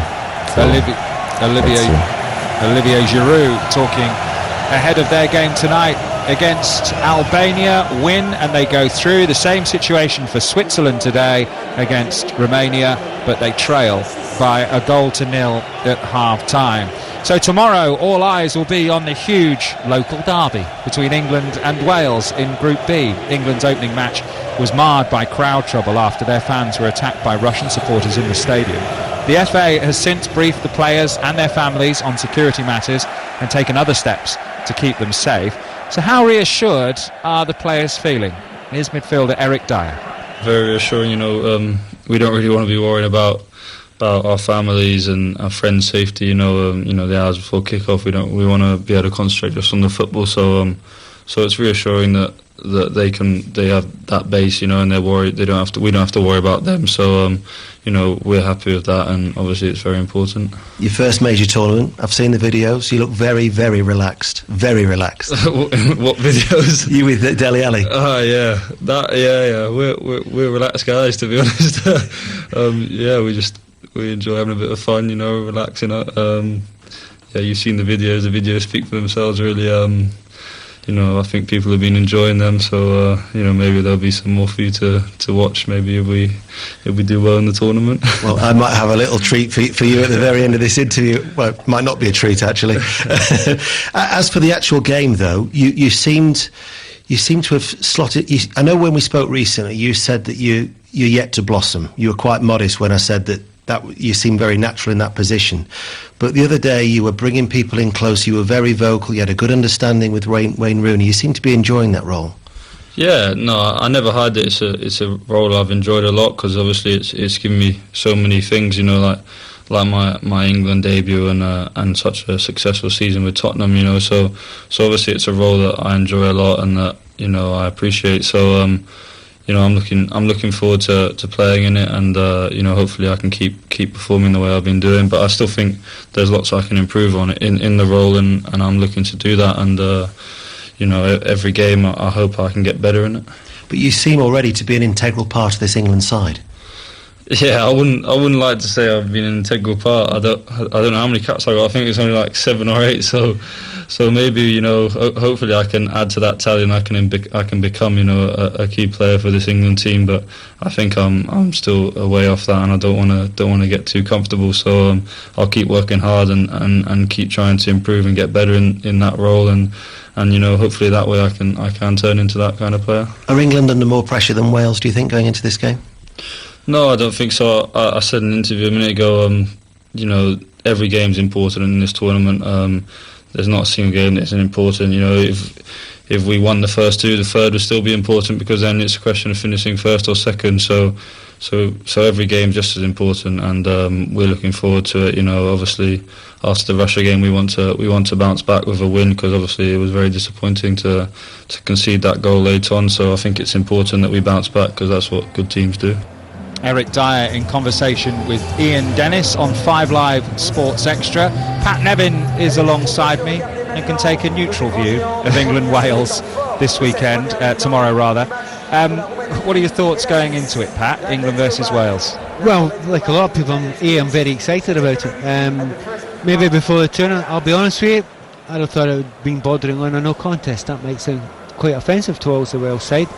But I'd watched them in the build-up, a few games. One particular game against Sweden, I think it was the last game in the build-up, and they were extraordinarily average. Really, really average side. They didn't seem to have it together at all. But that when they've needed to pull it out for the big games and show a little bit of spirit, they've done that in qualification. They have done it now in the first game, and I think they'll probably come out to this game thinking, we've finally got that system sorted. They like playing with the 3 at the back, the 2 wide, attacking kind of flying full-backs or wing-backs, but they always want to defend as well when the time comes. And when that works really well, that is a really, really tough one to do anything about. There is a problem for Wales though. I've seen a few times that that back 3 can leave the marking to each other, because it's not natural for British players to play in a back 3. I mean, it's been done before and done well before, but more often than not they feel more comfortable in the back 2, and it just needs you to turn off for a fleeting second. If Vardy's there, if Kane's there, then they could get done. So I say they're definitely still favourites, England to win, but they're not quite as far favourites as they were beforehand. And of course Wales know now that there's every opportunity that a draw would be brilliant for them. They would love that. And what a terrible situation it would leave England in for. Just watching some of the highlights of the first half of Romania Switzerland here ahead of that big game to get tomorrow. Jan in Plymouth has been in touch on social media to say, my big disappointment is that I've waited 6 months for a hospital appointment and it's come through for 2 p.m. tomorrow afternoon. Jan, that will be a cancellation. That one, I would make sure have you tell public service here, make sure you tell the NHS it's cancelled, but you're not feeling well and you can't come. Can you do that? Is that a good enough excuse? I'm not feeling well, I can't come. I don't think there'll be many between 2 and 4 tomorrow afternoon. Now that's, of course, we've heard Eric Dyer, the England perspective ahead of tomorrow's game, but what about the Welsh camp? Well, Wales manager Chris Coleman says his side go into the match as underdogs, but does he believe that the gap between the two sides has narrowed in recent years? Well, I think if we're looking at in terms of rankings and in terms of success on the pitch, of course, we've managed to now we've qualified for a major tournament. The rankings are a lot more healthy for us. I think if you're looking at both teams, you look at England and you look at the strength and depth they've got. They're a top 10 ranked team and they're not there for nothing. They haven't had major success in tournament football for some time, but that doesn't mean they're not a good team. There's always a lot of pressure on England, no matter whatever tournament they're involved in, and this one's no different. But they're still a good team. They've got good players. But that's why we'll be going in as the underdogs. Well, we've beaten teams before who have been expected to beat us. We were the underdogs against Slovakia because in this group of 4, we're seeded 4th. That's how it is. England were the ones that people thought would qualify. and maybe Russia second, but we were always seeded fourth. But we've got off to a good start. But that's done now. That game's gone. It's not going to help us on Thursday. Only thing that's going to help us on Thursday is us. England won't be looking to help us. We can only help ourselves and concentrate on what we do. Concentrate on our own game, on what we need from it. And this is a game that we need to be looking at, and it's a challenge. It's a great opportunity for us. It's going to be a great experience, and that's how I look at it. The game will come and go. That 90 minutes won't last forever. We need to make sure that we go and stand with authority on it. We're up against a good team, no doubt, but we go into it underdogs. But there's something from this game. Can we take something from this game? Well, we absolutely can, and whether that's a point that's enough to take us through, or whether it's the 3 that we need. But to do that, we're going to need to perform. We're going to need to perform at our best. We need to be at our best, and that's what we focus on. The thing about underdogs, Chris, is they have their day, don't they, underdogs? You think Greece in 2004, you could take inspiration from that, surely? You can, I think, at this early stage of the competition. People have mentioned Greece and Denmark, who were, incredible, really, that they did what they did. That doesn't really happen too often, of course, but for us, we're not thinking about a final, we're thinking about the finals. That's what it is to us. Yeah. Every game to us is the final. Simple as that. So Thursday is a cup final. It's like the final for us. And just because it's England, all due respect to England, but to me, it's another team in front of us with a chance that we can get what we need to progress. And that's how I see it, and that's I make sure that's how the players look at it. Cannot wait for that. It's live on 5 Live tomorrow afternoon with the team, and what a way to enjoy it on 5 Live. We've got live second half commentary on the way of the game between Romania and Switzerland, with Romania leading by 1-0, and some of you have been getting in touch on our social media. Daniel Wood says a bit against the run of play, but what a poor decision from the Switzerland defence. Made the shirt pulling far too obvious. Neil Leverett says Bogdan Stanku, golden boot, it's happening. Well, he's leading the way. James Foster says Stanku knows how to take a beautiful penalty.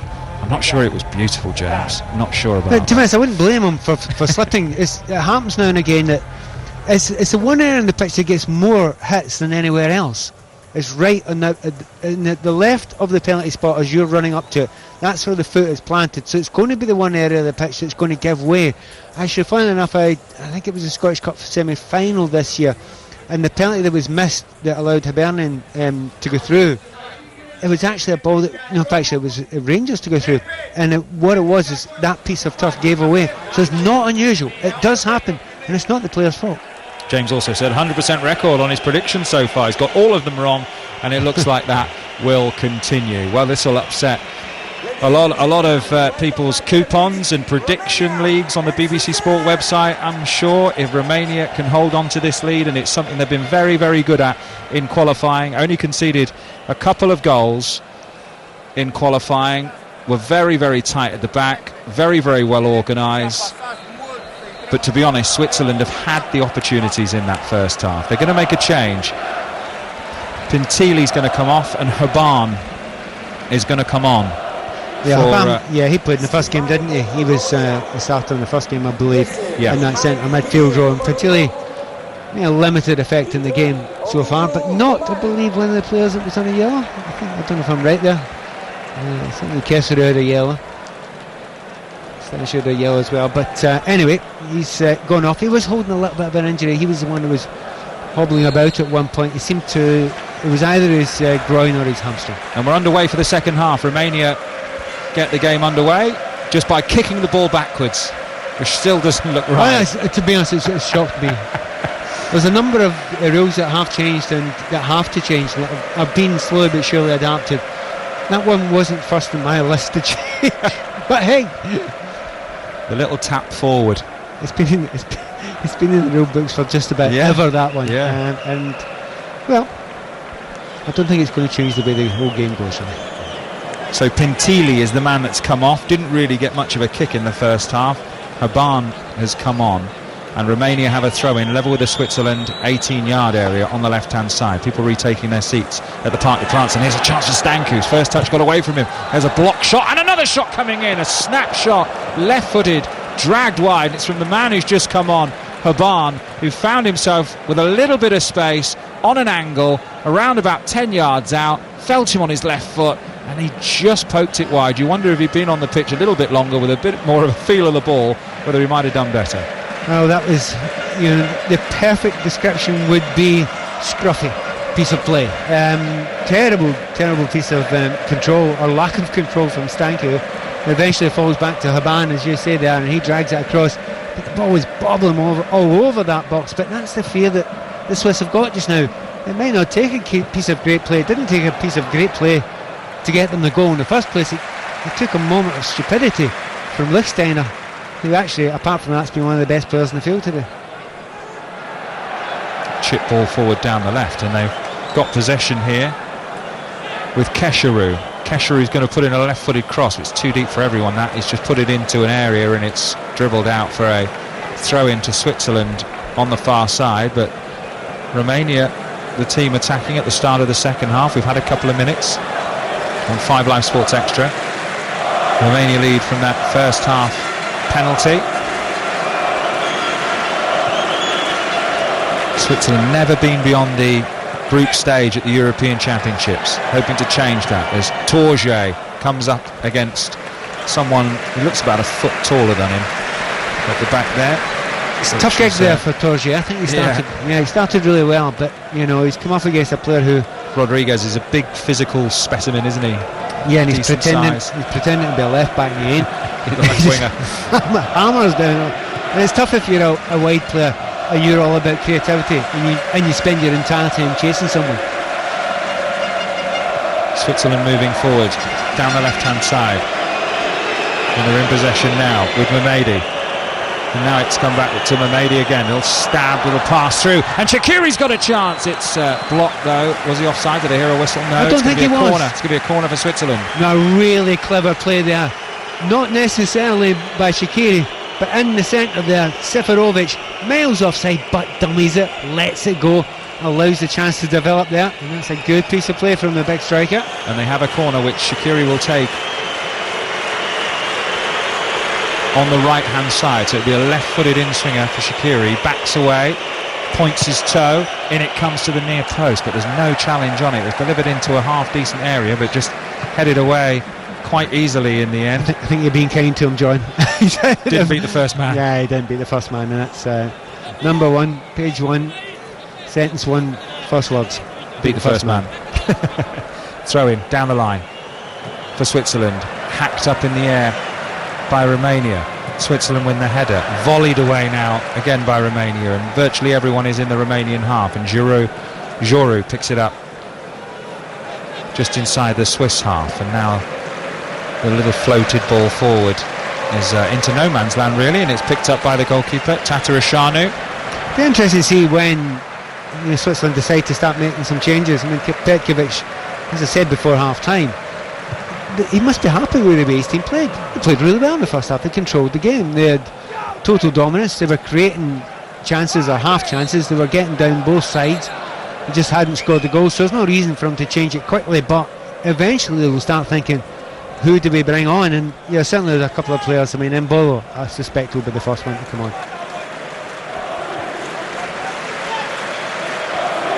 And they're in possession now with Xhaka moving forward. And unfortunately, Jamaili couldn't get hold of the ball, couldn't get possession. Then there's an unnecessary foul from Rodriguez and a booking for Rodriguez. And it's a free kick for Romania, 10 yards inside their own half. And in fact, it's Xhaka who's got the yellow card. He's partial to a yellow card. Well, we did mention it earlier. I think we called that one quite early. Yeah. He was going to get it. To be honest, it's a poor yellow card. I think you're right about Rodriguez. He was doing a little bit of shirt tugging off the ball there, and he's a wee bit fortunate that the yellow card came out before the play reached him. Xhaka's got it, playing in sort of the quarterback role in front of the back four. It's where he plays for his club. Be interesting to see where he plays for Arsenal. You seeing that as a good signing for Arsenal? Well, I don't think he'll be one of the creative ones in front of the sitters. I think he'll be the security as much as anything else. Flamini role that he played for so many years. There's lot better players at Arsenal for creativity in front of him. I suppose it leaves open the question of Cazorla, who'd been playing in that position but creatively from there for a while, and his injuries, whether they recover. But I think they do need a little bit of power in that sort of area. Every game of Euro 2016 live on 5 Live and 5 Live Sports Extras. Romania come down the right with Torje, and there's the challenge from Rodriguez, and it's a throw to Romania right by the corner flag on the right hand side. I think Torje knows he's not necessarily got the pace to get beyond Rodriguez, so he runs it into the corner and tries to get a corner kick. He's very unlucky. Should have throw in just beside it. Should have actually been a Swiss throw, that one, but the assistant didn't see it. Throw in taken by Romania. Will they get possession? They've whipped a high ball into the penalty area. There's some space here, and here's Stancu. Can he get a shot away? Maybe Stancu can. Tries to put a cross in. They've still got possession. Ball back into the penalty area. Torje, ball in. Oh, almost an own goal by Juru, but it's gone wide of the target. Good play from Romania. They have a corner. I'm going to give that great defending from Juru. The ball's come across here. Torje has put it in an incredibly dangerous area. Juru has to go into it. He has no choice. He's total, complete stretch. Every sinew out of stretch there. Manages to get his toe at it and put it past. Otherwise it was a goal. Kesharu was waiting. In comes the corner. Flicks off the head of the defender. Cleared away. And now maybe Switzerland will break. They're coming forward down the middle with Mehmedi, but they've been dispossessed, and there's a shot from distance. Maybe not the right decision there. A bit of a rush of blood came in there from Safaranu. Oh, he's already hit the post, hasn't he? So he's getting a bit excitable. The right full back there, but he's got off the pitch. We'll say that much for him. But it's not been a bad start, has it, for the second half for Romania? It's been a decent game, actually, hasn't it? Plenty of goal mouth action. I have to say, I'm not just talking up. I've really liked the taste of this tournament. Again, I've been to too many tournaments and it's been dull. As I speak. And here's some space on the left-hand side for Rodriguez. Ball into the penalty area. Headed away by Romania. Good defending. Switzerland get possession back, but it's all the way back to their goalkeeper. But they're slugging it out in many ways. I mean, both attacking each other. Certainly the Swiss are doing more so. Just the left-hand side there. Moments before Rodriguez was at left-back. Then he was at the byline. His final ball wasn't great, but he could get in just about any time he wants to. At the moment the problem is Torje, who he's playing up against, is not tracking back. And if you're a wide player and the player you're playing against are a winger and the player you're playing against is getting into dangerous areas, you need to sacrifice yourself for the cause. Torje isn't doing that, and that's causing a massive problem for Romania down this left hand side. They've met 12 times, these two, 5 wins each. Romania leading by a goal to nil thanks to that Stancu penalty in the first half. The referee from Russia gave the decision that for shirt pulling. It was really very, very obvious, the shirt pull in the penalty area. Not much doubt about it when you watch the replay. And Romania in possession coming forward, but an overhit pass has meant the ball's gone out of touch, and it's a throw into Switzerland level with their own penalty area in the left back position. So Rodriguez will take the throw. We've had approaching 10 minutes of the second half on 5 Live Sports Extra, and Switzerland are in possession with Shaqiri, who strokes the ball forward, but there's an offside flag gone up against Mehmedi. Maybe the biggest problem for Switzerland, I think there's two players that haven't really done themselves justice today. I think Mehmedi, he has been very peripheral to the game so far. And I would also say Jamali, you need more. If you're playing in that attacking midfield role, you've got to add something else. Now, I'll give a bit of an excuse for Mehmedi. He's been doing intelligent running to leave space and leaves gaps for Rodriguez to run past him on the left-hand side, but I think it must be a matter of time before someone else is brought into that midfield. And even if it means bringing someone else wide and maybe asking Shaqiri to go more central. But they need to create something more from those central areas. And in the first 20 minutes, 2 terrific opportunities for Seferovic. Yep. One on his left, one on his right. Perhaps should have done better. Goalkeeper did okay. Yeah, they've had chances. And here comes Switzerland now with Jamaili. Puts in a low cross and it's cleared out for a corner. No nonsense from the Romanian defence as Grigore puts it out. And they're going to make a change here, Switzerland. I think I might have spotted that one a wee bit early, expectation to get that, but you'll wait until after the corner without a shadow of a doubt. That's what you need to do. Rodriguez will take this one. Left-footed away swinger for Switzerland. In it comes. Heads go up. It might well fall here, and it's a great strike and a great goal. We were talking about him a moment ago. It's Mamedi with the equaliser for Switzerland with a thunderbolt of a left foot. They're back in it, the Swiss. Romania 1, Switzerland 1. I get the feeling Mamedi might have been getting taken off there just a moment ago. It done very little. In fact, I am convinced he was being taken off. Mbola was the player I expected to come on, maybe even at half time.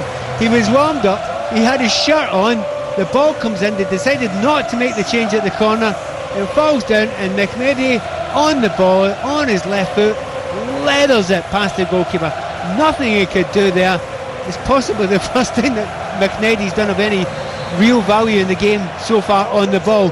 But I'll tell you what, if you're going to do something, make sure you do it well. What a hit there, and that's 1-1. That is some strike of the football. He had time, he had the space. He was only around about 15 yards out on the angle, but you've still got to do it. Stanchiu puts in a shot, the ball's ricocheted in the penalty area. A handball decision, though, given against the forward player for Romania. It's a free kick to Switzerland deep inside their own half. They were going to bring on the highly rated teenager Mbolo, only 19 years of age, and it was a handball against Shah in the penalty area. But yeah, suddenly that substitution's not going to happen.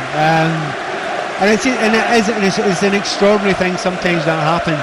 You know, you see that there's a possibility that you might be coming off, and I think it was down to two players.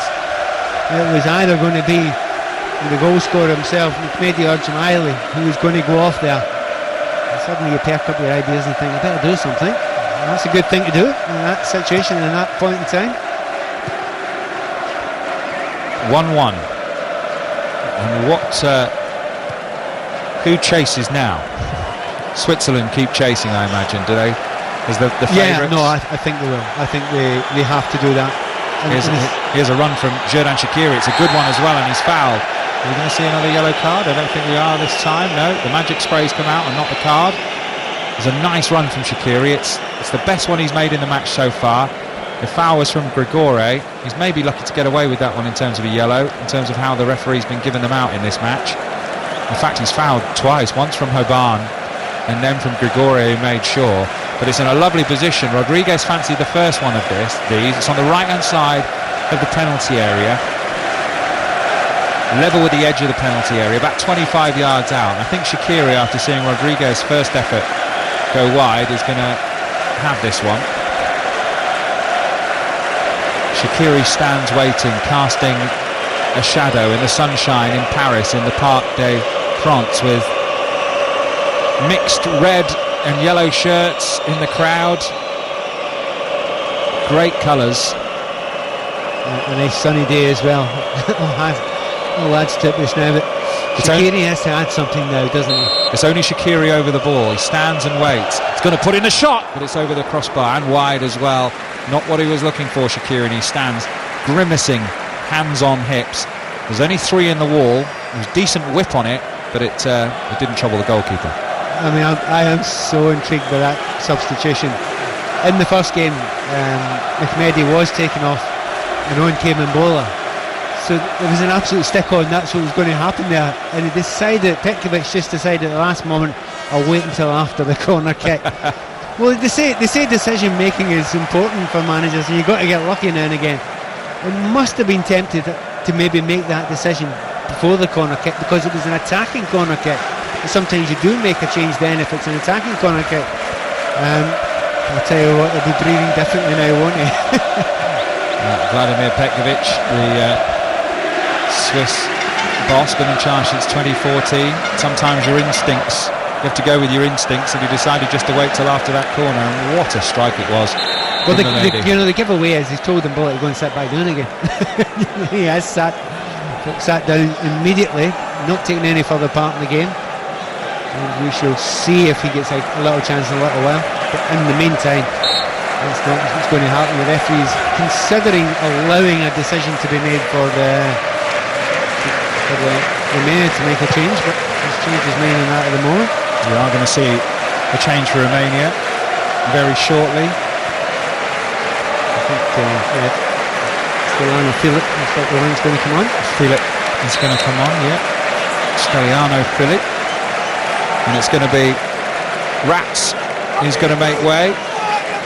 So quiet. much experience. He's been quiet though, and you know, he's a fullback who does like to get up, you know, the pitch quite a bit. On this occasion, I think he's just decided I better keep my eye on Shaqiri, and he stayed down there. But it's been a hard job. Fullbacks, I feel sorry for him in these situations because he's got Shaqiri, but half of the time he's also got Lichtsteiner running at him as well, and it's a tough job. So he's been quiet going forward, but understandably so. That might be about Razvan Rat's legs as much as anything. Was it 35 years of age now, and looks it's 18, 19 degrees out there in the sunshine, and if you're playing left back, you're in the sun the whole game. He's also put a shift in the first game. I think he played really well in the first game, and he actually got forward a couple of times in the first game as well. But on this occasion, maybe running out of gas a wee bit, as you say. Romania in possession, coming down the left-hand side. It's interesting, Phillips' first involvement in the game as a left full-back in reserve there was to go down that left-hand side. To get forward.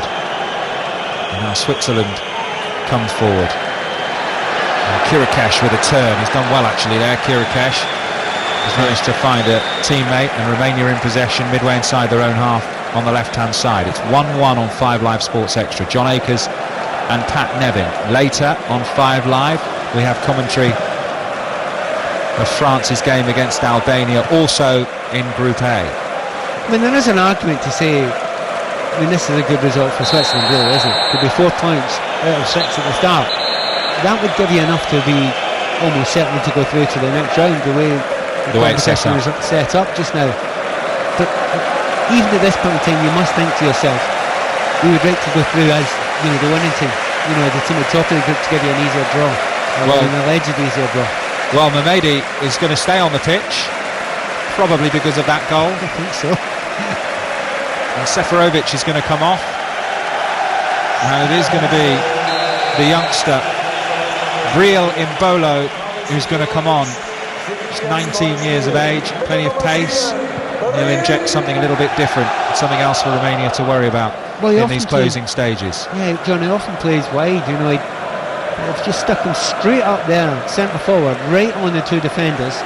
I mean, he's clearly got plenty of pace, we know that about him anyway, but the first thing that Switzerland do, the second he's on the pitch, they leather a ball over the top and tell him to go and chase after it, and he certainly did hair after it.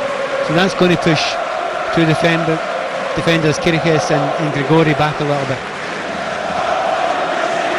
And Felix going forward here on that left-hand side, it's pulling Shaqiri back. This getting really interesting. It's stretched in all sorts of strange directions. A lot of the time you're finding wingers have to play at fullbacks find themselves either as wingers or centre forwards. It's really good and interesting technical battle. We have 26 minutes remaining. In comes the cross from the left, header on target, but it's a tame one from Kesharu, who found himself in the penalty area. Just had to lean back, just stretch forward a little bit, just took the pace off it, and it was comfortable for Jan Sommer. I don't think there was a lot of pace on the ball in the first place, but certainly I wasn't impressed with the defending there. Not a lot of pace in the ball, just dollied in there. There's a chance for the ball. Here's Imbolo, chance to stretch his legs, running towards the edge of the penalty area, puts in a shot, deflected. Can he pick up the pieces by the byline? He can, keeps it in play. Mamedi is there now, he's got a chance to cross right-footed, does so, in it goes. Header away from Romania and then headed out of play, and it's a throw-in to Switzerland on the left near the corner flag, and they've taken it quickly. It's back with Xhaka.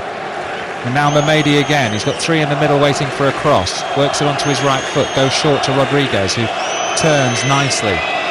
Little drag back. Still in possession, Rodriguez. Now he'll pass. He'll switch the play a little. But they've had to be forced back all the way to their goalkeeper here. The ball was a little bit behind the Swiss fullback. But they are back in possession. Little chip ball forward. Rodriguez to Mamedi. And Mamedi surging forward. It's a nice run, this. Mbolo's just gone offside, and the flag goes up. You could see that coming, and it's a free kick to Romania. He's a danger behind, though, isn't he? He's a big difference, and that certainly has spooked the 2 Romanian centre-backs. Okay, he's went too early there, and it's not the most intelligent run. I think it was a better run by Shaqiri, who wasn't found there. But the fact that he wants to just go into that area, that's going to make a big difference to this game. It's going to lengthen the game. It's going to stretch the game. We've already getting players looking a little bit tired just now, so I mean, there's 65 minutes gone. I think there's certainly, I'm not saying there's definitely goals left in this game, but there are chances left in this game without a shadow of a doubt. Mamadi's equaliser came on 57 minutes. John Roy on social media says, what an equaliser for Switzerland, great finish, and Paddy said it's a great one for the neutral. It's great when you see a pure strike of a football, and we've seen some really pure strikes, haven't we, so far in this tournament? So, I mean, from a slightly different angle, you know, the strike by Graziano Pelli, you know, they can... I love that finish. It was a beautiful finish. Once again, there's that man. Mbolo in behind, and he's got to the byline here. Tries to skip round the defender, who just does enough to get a foot to it. And it's cleared out of play by Romania, but he's definitely added another dimension and something else for him to worry about. Yeah, I mean, he may have limitations as a player. He certainly is a young lad. He's got a lot to learn. But you don't have to learn pace. Mamadi, and he's got it to Mbolo, and he's going to try and go round Kirikesh, but it's cleared away by Romania. Only as far as Rodriguez. Good spell this for Switzerland. Trying to find a second goal and guarantee qualification to the knockout stages for the first time in their history at a European Championship. They're in possession with Shaqiri midway inside the Romania half on the right. He's decided to slow things down and go back, and they've gone back again, and they'll reset.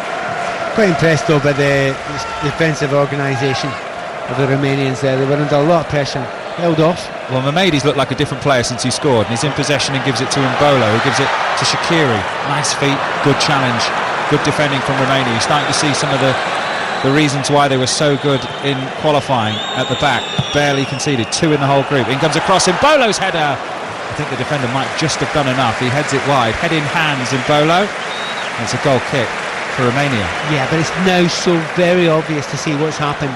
You know, you bring on a striker who's got a load of pace, and immediately defence just stand back 15-20 yards, and that's exactly what Romania. But they have to do it. They have no choice because they haven't got the pace of Mbolo. So they're sat back further and further back, and it's changed the game totally.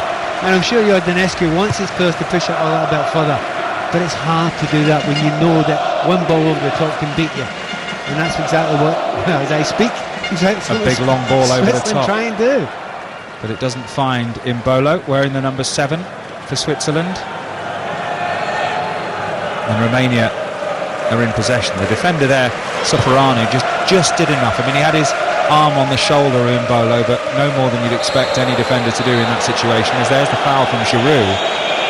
There's a man on the deck for Romania, and it's a free kick around about 15 yards inside the Swiss half, centre field for Romania, and that'll give them a breather, a much needed breather. It's the foul on Kesharu rather. Yeah, Kesharu just waited for that there, and it's absolute stick on. It's a foul, and it gives not only him a rest, but the rest of his team a rest, and also a possibility, a chance to push 30, 40, 50 yards further up than they have been for the last 5-6 minutes or so, and that will certainly make the defenders feel a little bit better about themselves. A chance to put the ball in to the box. You might well just chip one down the centre here. In fact, Turget's had a go, and the keeper has to make a save. I don't think he was expecting it. Jan Sommer scurrying away to his left, and now Turget with a chance again to run at the Swiss defence. That was a free kick for Switzerland. But what a great effort from fully 35 yards. He really surprised everyone there, didn't he? You didn't see that coming at all. He leaned up as if he was going to cross it, but didn't in the end. Shaqiri's now going. Here's Shaqiri, step over, corner of the penalty area, chip into the penalty area. Was no good. We're seeing the later season Shaqiri at the moment, aren't we?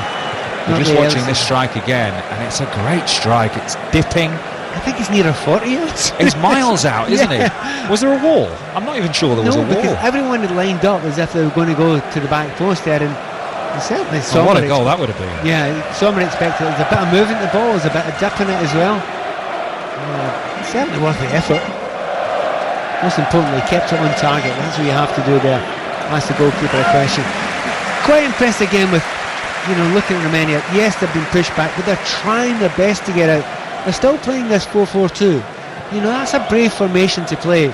But it's closer to a 4-4-1-1. Sometimes I say, is it Stanku or sometimes Kesharu who's playing the furthest up. But both of those players are trying really hard to push up as much as they can. Kesharu scored 4 goals in 12 appearances for Romania. He's much more attacking than Haban, who he replaced in the team. But Haban is now on the pitch as well and makes a challenge, and it's an unfair one on Rodriguez, and Switzerland have a free kick with 19 minutes plus stoppage time remaining on 5 Live Sports Extra. Taken quickly, Mbolo back to goal, corner of the penalty area, tries to flick it round Kirikesh. Some tired looking legs out there in yellow right now. They really are breathing deeply, some of these Romania players. They put in 2 very, very tough shifts now. We can see the with not much possession against France and Switzerland. I think they're okay with that. I mean, that's the style that they're used to playing, and served them well in the past. But at the moment, we're getting to see the strengths and the weaknesses of Mbolo. He's pushing that defence further and further back for Romania, but his finishing at the moment hasn't looked great. When he's got there, he's not really had the cuteness, but early moments. Here comes Switzerland down the right hand side with Lichtsteiner, but it's cleared away. Switzerland have it back with Berami with his flash of blonde hair to Xhaka, who's been booked, the Borussia Mönchengladbach man, around about £30 million we think the fee to Arsenal. Very highly thought of course, played against his brother who played for Albania. It's quite extraordinary, isn't it?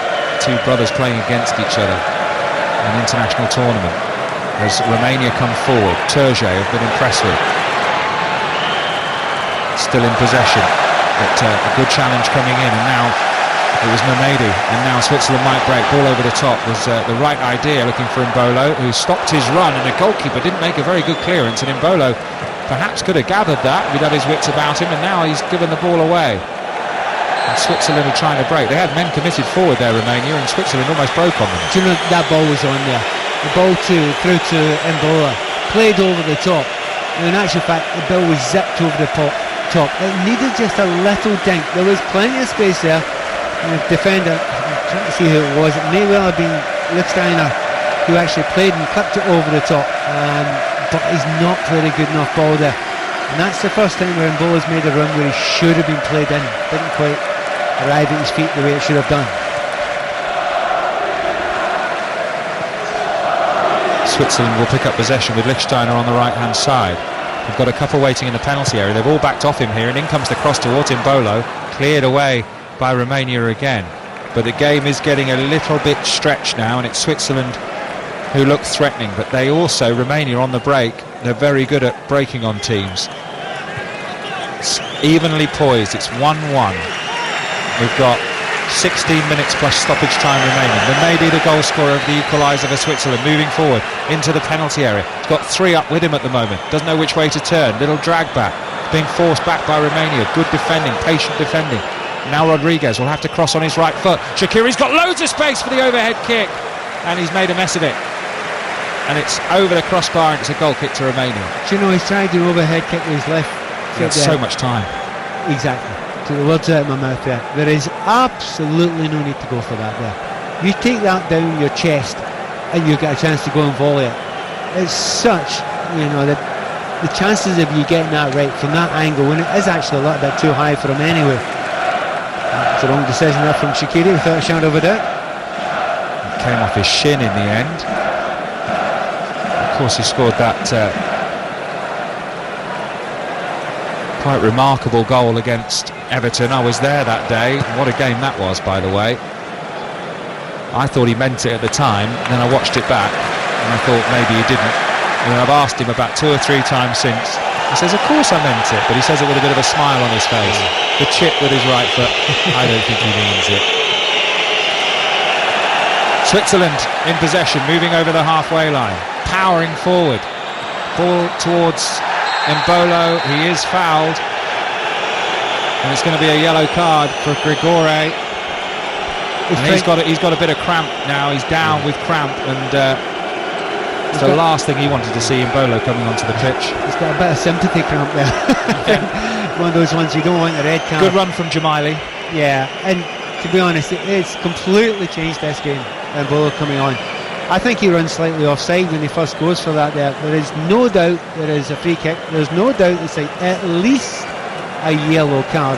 There is no chance Grigore's getting that ball, and he's now walking an absolute tightrope. They need a moment of they need something special here. 24 metres out this, so Quick conversion, close to 30 yards out. And it's Shaqiri standing over it along with Rodriguez. It's not as far as 30 yards actually, it's about 27 or something.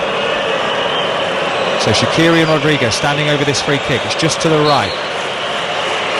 Looks like it's going to be Shaqiri to strike it against the wall. Comes back to Mamedi, straight at the goalkeeper. It's actually quite poor when you think about it. The standard of the free kicks from Shaqiri generally. I think there's been one decent cross early on in the game. The dead ball, it's not anywhere near the quality you'd expect from him so far in this game. And Mamedi got a decent strike on it, snapshot on the half volley, but straight down the middle, straight at the goalkeeper. Romania look very tired, and here's an effort coming in from Jamaili, but it's over the crossbar. It's sat up quite nicely. I'm not sure he needs to hit it first time, but he gives it a go. Very difficult skill, dropping over his shoulder, but over the crossbar. Not unlike Shaqiri beforehand. You know, you've got time, know the time, understand, have the awareness to know that the defender's not on your back.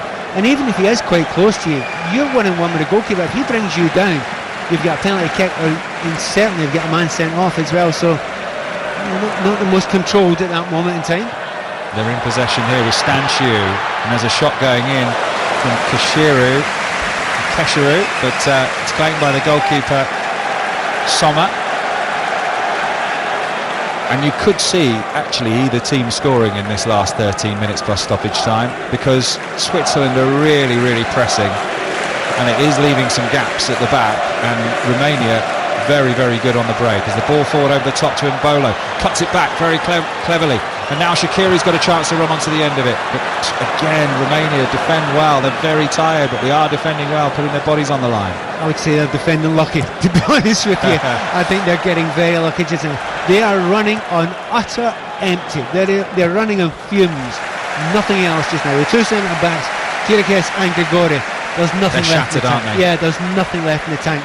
And Mbo's just running past them time and again. In the penalty area. Shaqiri has got a chance to shoot, puts a little dink cross in, headed away by Kirikesh, and again up in the air. He can barely walk, Kirikesh, out there at the moment. I don't know if they've got many centre halves they can bring on to replace him, but well, they could bring somebody on to sit in front of them, give them a little bit of a piece of protection there, but they're staying in the 4-4-2. And I suppose it was back to what I was saying right at the start of the game. Teams are just going for it, hoping to get a win, because that gets you through. Forward ball towards Shaqiri, was onside if he could have brought that down. And many times, in the last 5 minutes, I would say 4 times, the Swiss have got behind the two centre-backs in Romania, and they're trying to push up. I have no idea why they're pushing up just now, because that just leaves a gap for the likes of Shaqiri, particularly Mbolo, but even the others, like Mehdi and Jamaili, to come from midfield. They can all run into that space. It feels almost like a matter of time they're going to get there. The Swiss are going to get in behind there. It just needs someone with a cute little dink ball in behind them, and they'll get through. Stanciu for Romania. They've got possession. They've barely had the ball for the past 15 minutes. Crossfield ball to the far side. Stanku, the goal scorer, another penalty. 2-2 for him in the Euros. He's just put his foot on the ball. He wants to give his teammates a break. It's picked up by Hoban. And now Touré tries to give it back to Hoban, and that's a foul by Hoban, a needless one, with Lichtsteiner running away from goal for Switzerland. Did Lichtsteiner put his hand on the ball as he went down there? I mean, there was a little bit of a shove. You've just seen a little bit of a... No, he didn't. He just nicked it away, Lichtsteiner. Actually, Lichtsteiner looks like he's getting a little bit tired. Well, the amount of running he's done in the game. I'll give him that. I'll absolutely accept that from him there. But certainly looking at the players just now, they're looking really, really tired, a lot of their players, and one of the other players, number 7, Chipchu, was another player I noticed there was struggling a little bit, and this is Stanku at the moment. He's trying to get his legs rubbed, maybe suffering from a little bit of cramp. Adone is going to come on, Florin Adone for Romania. The players are dropping like flies. 10 minutes to go plus stoppage time on 5 Live Sports Extra. Nervous faces in the crowd, wearing both yellow and red. I think the yellows are more worried just now, because they've used 2 substitutes so far, and I'm looking around that Romanian team, and there's about 5 who would take off just now through just exhaustion, through pure exhaustion, because they've done a lot more chasing. I mean, it's much, much harder, we all know. how much harder it is to run when you've not got the ball, when you're not attacking. It's horrible running. And Boyd have had to do a lot. And as you speak, Stanku's coming back on after getting his legs up a little bit. But referee's waved him back on. Stanku had a breather. Xhaka plays it into the feet of Mehmedi, who since the goal has arguably been the best player on the pitch. No, they've done just about the square root of nothing beforehand. The best thing he'd done beforehand was just get out of the way of Rodriguez going up the left-hand side, which sounds a little bit small-minded. It's actually quite a good thing a lot of the time. But if you vacate the space, you sometimes have to sacrifice yourself. He did that well. Lovely first touch from Stanku, but they put the ball out of play, Romania, when they had possession with Philippe. I think Stanku's staying as far away from the substitution as possible. And his manager's asking him, are you ready to come off? Are you fit? And he's getting a thumbs up from Stanku. Andoni has got the Jamie Vardy plaster cast on his right arm, but in yellow, not the blue that we used to see with Jamie Vardy. And the referee wants to see if this substitution is going to be made. It's going to be a different one. And they're going to bring on Lang, our Switzerland. And who's coming off?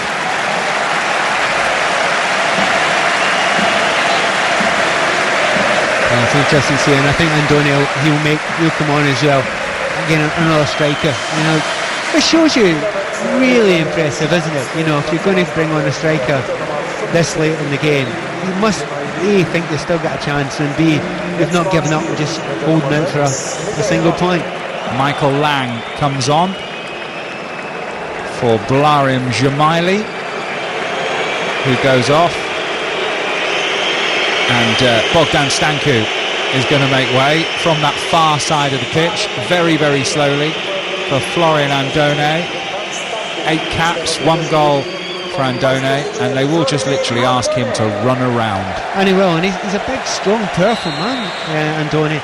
When you put the ball up to him, he quite often can hold it up. He will definitely put himself about, and in a way I'm happy Stanku's going off, because I didn't want to mention who he played for, because my pronunciation of Geisler-Bili isn't always great. That was a good effort, that.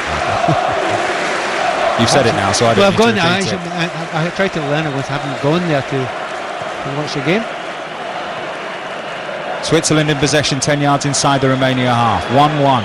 Lichtsteiner's way up there. Gets the ball to Imbolo, but he can't bring it down. And it's a free kick anyway. He just fouled the defender, and Romania have a free kick. And they've had some really useful time to just get some air into their lungs here, Romania, with 6 minutes plus stoppage time remaining. They would love to get 3 points, and if you think about it, 1 point from 2 games, probably not enough. You know, it's a tough one to ask. You know, they have to go and win the last game with a chance of going through. But they've got a chance. They've got a chance of playing Albania. Exactly. So no mugs, I have to say, Albania. Again, I was fairly impressed with them in the work rate, organisation, exactly. All there, isn't it? The Romania are very, very similar, actually, aren't they, in terms of their organisation and the way they've worked in this game. They've had to do a lot of running. They've had not very much possession now in the last 2 matches. That's what they are used to doing, but chasing the ball for this long, when it's this kind of weather, sort of 20 degrees. I often try to look at what the systems teams are playing just now, and it's so hard to see the Swiss, because there are quite a few moments there. Lichtsteiner was standing at centre forward, and as we speak, he still is alongside Imbolo. He's got the ball now. Lichtsteiner is fouled.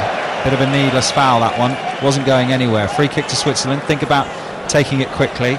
They decide against it. 5 minutes plus stoppage time remaining. 1-1 on 5 Live Sports Extra with John Akers and Pat Nevin.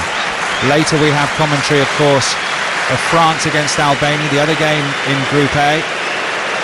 But all eyes are on Paris at the moment to see if one of these 2 teams can find a winner. Switzerland find one, they qualify for the knockout stages. Rodriguez with the free kick. The goalkeeper comes, Tatsaranu, and claims it comfortably. Made a couple of decent saves in the first half, from a dipping volley from a long way out from Shah, and a decent save with his legs against Seferovic, who perhaps should have done better. Switzerland dominated the first half. Romania, though, took the lead through that penalty, shirt pulling, And then Switzerland with the equaliser, thumping volley from Mamedi. But it's the Romanians that are in possession, all in yellow right now. Torje, who's been impressive. They've got 3 in the middle here to aim for it. In comes the cross, and it's a good defensive header at the far post. Tripchuk really close in there, really followed in. Lang had to be lively. He's just come on there. Had to be lively to follow him in there. But they look as if they want to get the ball into the box and get that man Andoni onto the ball. He's won his team a corner. Well, what a time this would be for Romania, who've been under the cosh for most of this half, to pop up with something from a set piece. But I am so impressed with them that they haven't given up and just sat back. They are exhausted. The defenders do not want the keeper to go and play balls quickly, but he is. I mean, strikers still think we can get something out of this, i.e. we can get more than just a point, we can get 3. Torje then with this corner from the left. It's going to be a right-footed in-swinger. In it comes. Good delivery, really good delivery. Landed on the edge of the 6-yard box, but there was a Swiss defender there to nod it out of play for a throw-in. And the jog back for Kirikesh, well, he looks in pain. He looks like he's suffering there. You know, it's hot as well, you know, and the sun is just blazed and blazed and blazed. I think they're delighted that the shadow's coming over a lot of this stadium in Paris. It's only that strip now of sunlight in an arc. The beautiful stadium, Parc des Princes, famous stadium in Paris. And now they're in possession again, Romania, but Torje can't keep hold of the ball. And Switzerland have got possession with Joru, formerly of Arsenal, who will chip the ball forward, looking for Imbolo, who's done well, chests it down and finds Mamedi. But Romania really doing well to stay in a couple of banks of 4, still organising, still running, still chasing, still trying to press the ball as high up the pitch as they can. And like you said, Pat, that's so impressive. They're still doing that. Exactly. I mean, they've run themselves ragged. The attitude's been absolutely fantastic.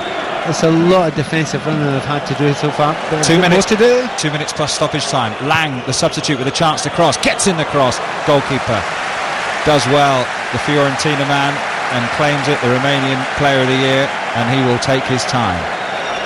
Tatarano's actually looked very good at crosses in this game. Questioned him before, right at the start of the game. Well, against Giroud he made a mess of it, didn't he? He did. He wasn't strong enough. He wasn't brave enough. He should have gone out there, cleaned everything out. He was favourite to win it. Now Giroud's good at getting in front of people, but it was a definite mistake, 100% goalkeeper's mistake. Today hasn't done a thing wrong. Quick free kick by Switzerland, and it's into the feet of Shaqiri, 5 yards inside the Romania half. Mamedi steps on the ball but manages to recover and get it back into Shaqiri. His first touch bounces up in the air and allows the defender to snake in a boot and manage to get it to a yellow shirt. And Romania in possession, 15 yards inside their own half with a minute to go plus stoppage time at 1-1. Lang plays it back to Giroud for Switzerland, who've got possession back, and now Xhaka on the lip of the centre circle inside his own half. Shaqiri with the turn and spin just inside the Romania half. Patient build-up this. We'll wait to see how much stoppage time we've got. It's been a lot of 3 minutes so far, I've noticed so far in this tournament. It's been good, I think we can call it here in France. Xhaka. It's a wayward task, but Darami's done well. He's got it just inside the centre circle, inside the Romania half. Puts it forward into the feet of Shaqiri, who really is roaming now. He's playing a proper number 10's role at the moment, Xherdan Shaqiri, but his touch has let him down. Look like tiredness, lack of concentration. Tries to get the ball back, but that's great feet from Kesharu. Draws the foul, super play from Kesharu, who's had a good game. And Romania have the free kick. Yeah, and we're going to have 3 minutes of stoppage time. Surprise, surprise. Surprise, surprise. And Tarasha is going to come on for Switzerland, and it will be Shaqiri who makes way. And 5 attempts on goal, none on target. Not a great day for Xherdan Shaqiri. No, we've seen much better from Shaqiri. Tarasha is going to come on for his tournament debut. He worked hard, I'll give him that, Shaqiri, but it's absolutely a long way from his best just now, and he did look tired as near the end of the game then. But there's a lot of tired players out there just now. I'm just noticing that just a moment ago Lichtsteiner was feeling a little bit of cramp. Certainly Rodriguez, who was hammering up and down the wing earlier on, is choosing his times to go now, I mean, it has taken a lot out of these players. It tells you something about the future of this competition. It's not going to be 11 players that win this competition. It's going to be who's got the best squad. Well, Romania have got possession here, and maybe a chance to come forward down the left-hand side. And they've got the ball in the penalty area. And could there be a surprise twist in the tail? 2 minutes of stoppage time remaining. The Yellows of Romania in possession. Stanciu puts in a cross, but that's wasted. His head coach will be furious with that. Keep the ball, he'll be screaming, keep the ball. Do you know what? He was up against Lichtsteiner, and normally you would think you're not going to get by Lichtsteiner. Do you know what? Lichtsteiner was out on his feet. Yeah. Totally out on his feet. You could have ran past him there, and the worst you'd have got is past him. The best was a penalty kick. Will we get one more chance? Rodriguez running forward. Good challenge from Hoban for Romania.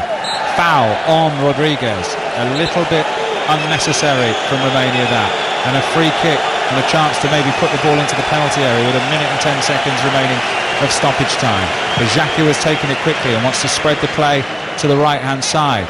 Lang brings it down. Going to put in a cross. He's leaning back. He's not done too well with that, and it's a goal kick for Romania, and that will be greeted with a big sigh of relief, I'm sure, by a lot of those Romania players who are now very, very tired, but have put in such a great shift out there. They took the lead through that penalty. The equaliser was a stunning strike from Mamedi from the corner, but then they've just held on. They've really, really worked hard. And maybe it's the former footballer in me that's saying this, but I'd be gutted for any team to lose this now. And the fact that the better chances and the more possession was Switzerland, and I've been impressed with them today, but the work rate in Romania, it would break your heart for them if they lost the goal now. 30 seconds. Imbolo has got the ball. He's running at the Romania back line, trying to get to the edge of the penalty area. That's a foul on the defender, and that surely will be it. And Imbolo's going to get a yellow card for that. I don't think that's a yellow card. It basically just... It's just momentum. It took him into the defender. He's going too quickly there, and I think it looks like Gregoria. Is it Gregoria's done that? Yeah, sure. Gregoria. I think he was desperate to have that 15 or 20 seconds on the deck there. And they've coped well, under massive amount of pressure in this second half. There is a problem though for Switzerland. They've got lots of ability and lots of areas of the field, but they've got one problem, and it's centre forward. And there's the final whistle, and Romania live to fight another day. Switzerland missed the chance to qualify for the knockout stages after just 2 matches. They're 4 points from 2 matches. Romania grabbed themselves a point with Albania still to play, and Group A is still wide open, Pat Nevin. Yes, wide open, but I don't think it will be for any more than a few hours, I suspect, but who's going to win it? What a great result this is for the French. They have to go and beat Albania tonight, and they are absolutely cruising. Perfect result for them, but looking at the Swiss, looking at the Romanians here after this effort, 2 games in a short space of time, those are exhausted players out there. We're only 2 games into this competition. The work rate's fantastic. They played at a high tempo. It's been an enjoyable game.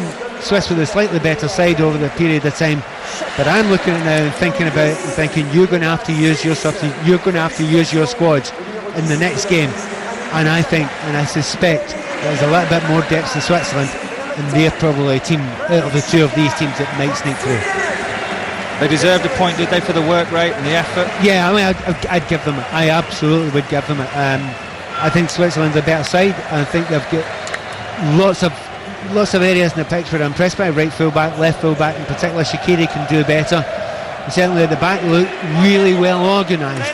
However, as I said right at the end of the game, to win competitions like this you usually need a striker who's scoring a good few goals for you. And all for the fact that, Seferovic put himself about a little bit. He's not a natural goal scorer. He's a nice technical centre forward, but not a natural goal scorer. And Bolo, who put on amazing pace, get beyond anyone. Is he a goal scorer? Not convinced at all. So if you're going to go really deep into the competition, you need more than that. But if the fans are anything got to do with it, they'll go quite far, because they've been supported brilliantly well, and they all worked as a group, as a unit. For Romania, it's just getting through. That's all they want. Pat, thank you. A really well contested game in Paris. They took the lead, Switzerland, Romania rather, through Stancu, his second penalty in as many matches. The equaliser from Mamedi was emphatic, a left foot volley from 15 yards following a corner. Live later on 5 Live, you can listen to France versus Albania, the other match in Group A. But here in the 5 o'clock kickoff on 5 Live Sports Extra, it finished Romania 1, Switzerland 1.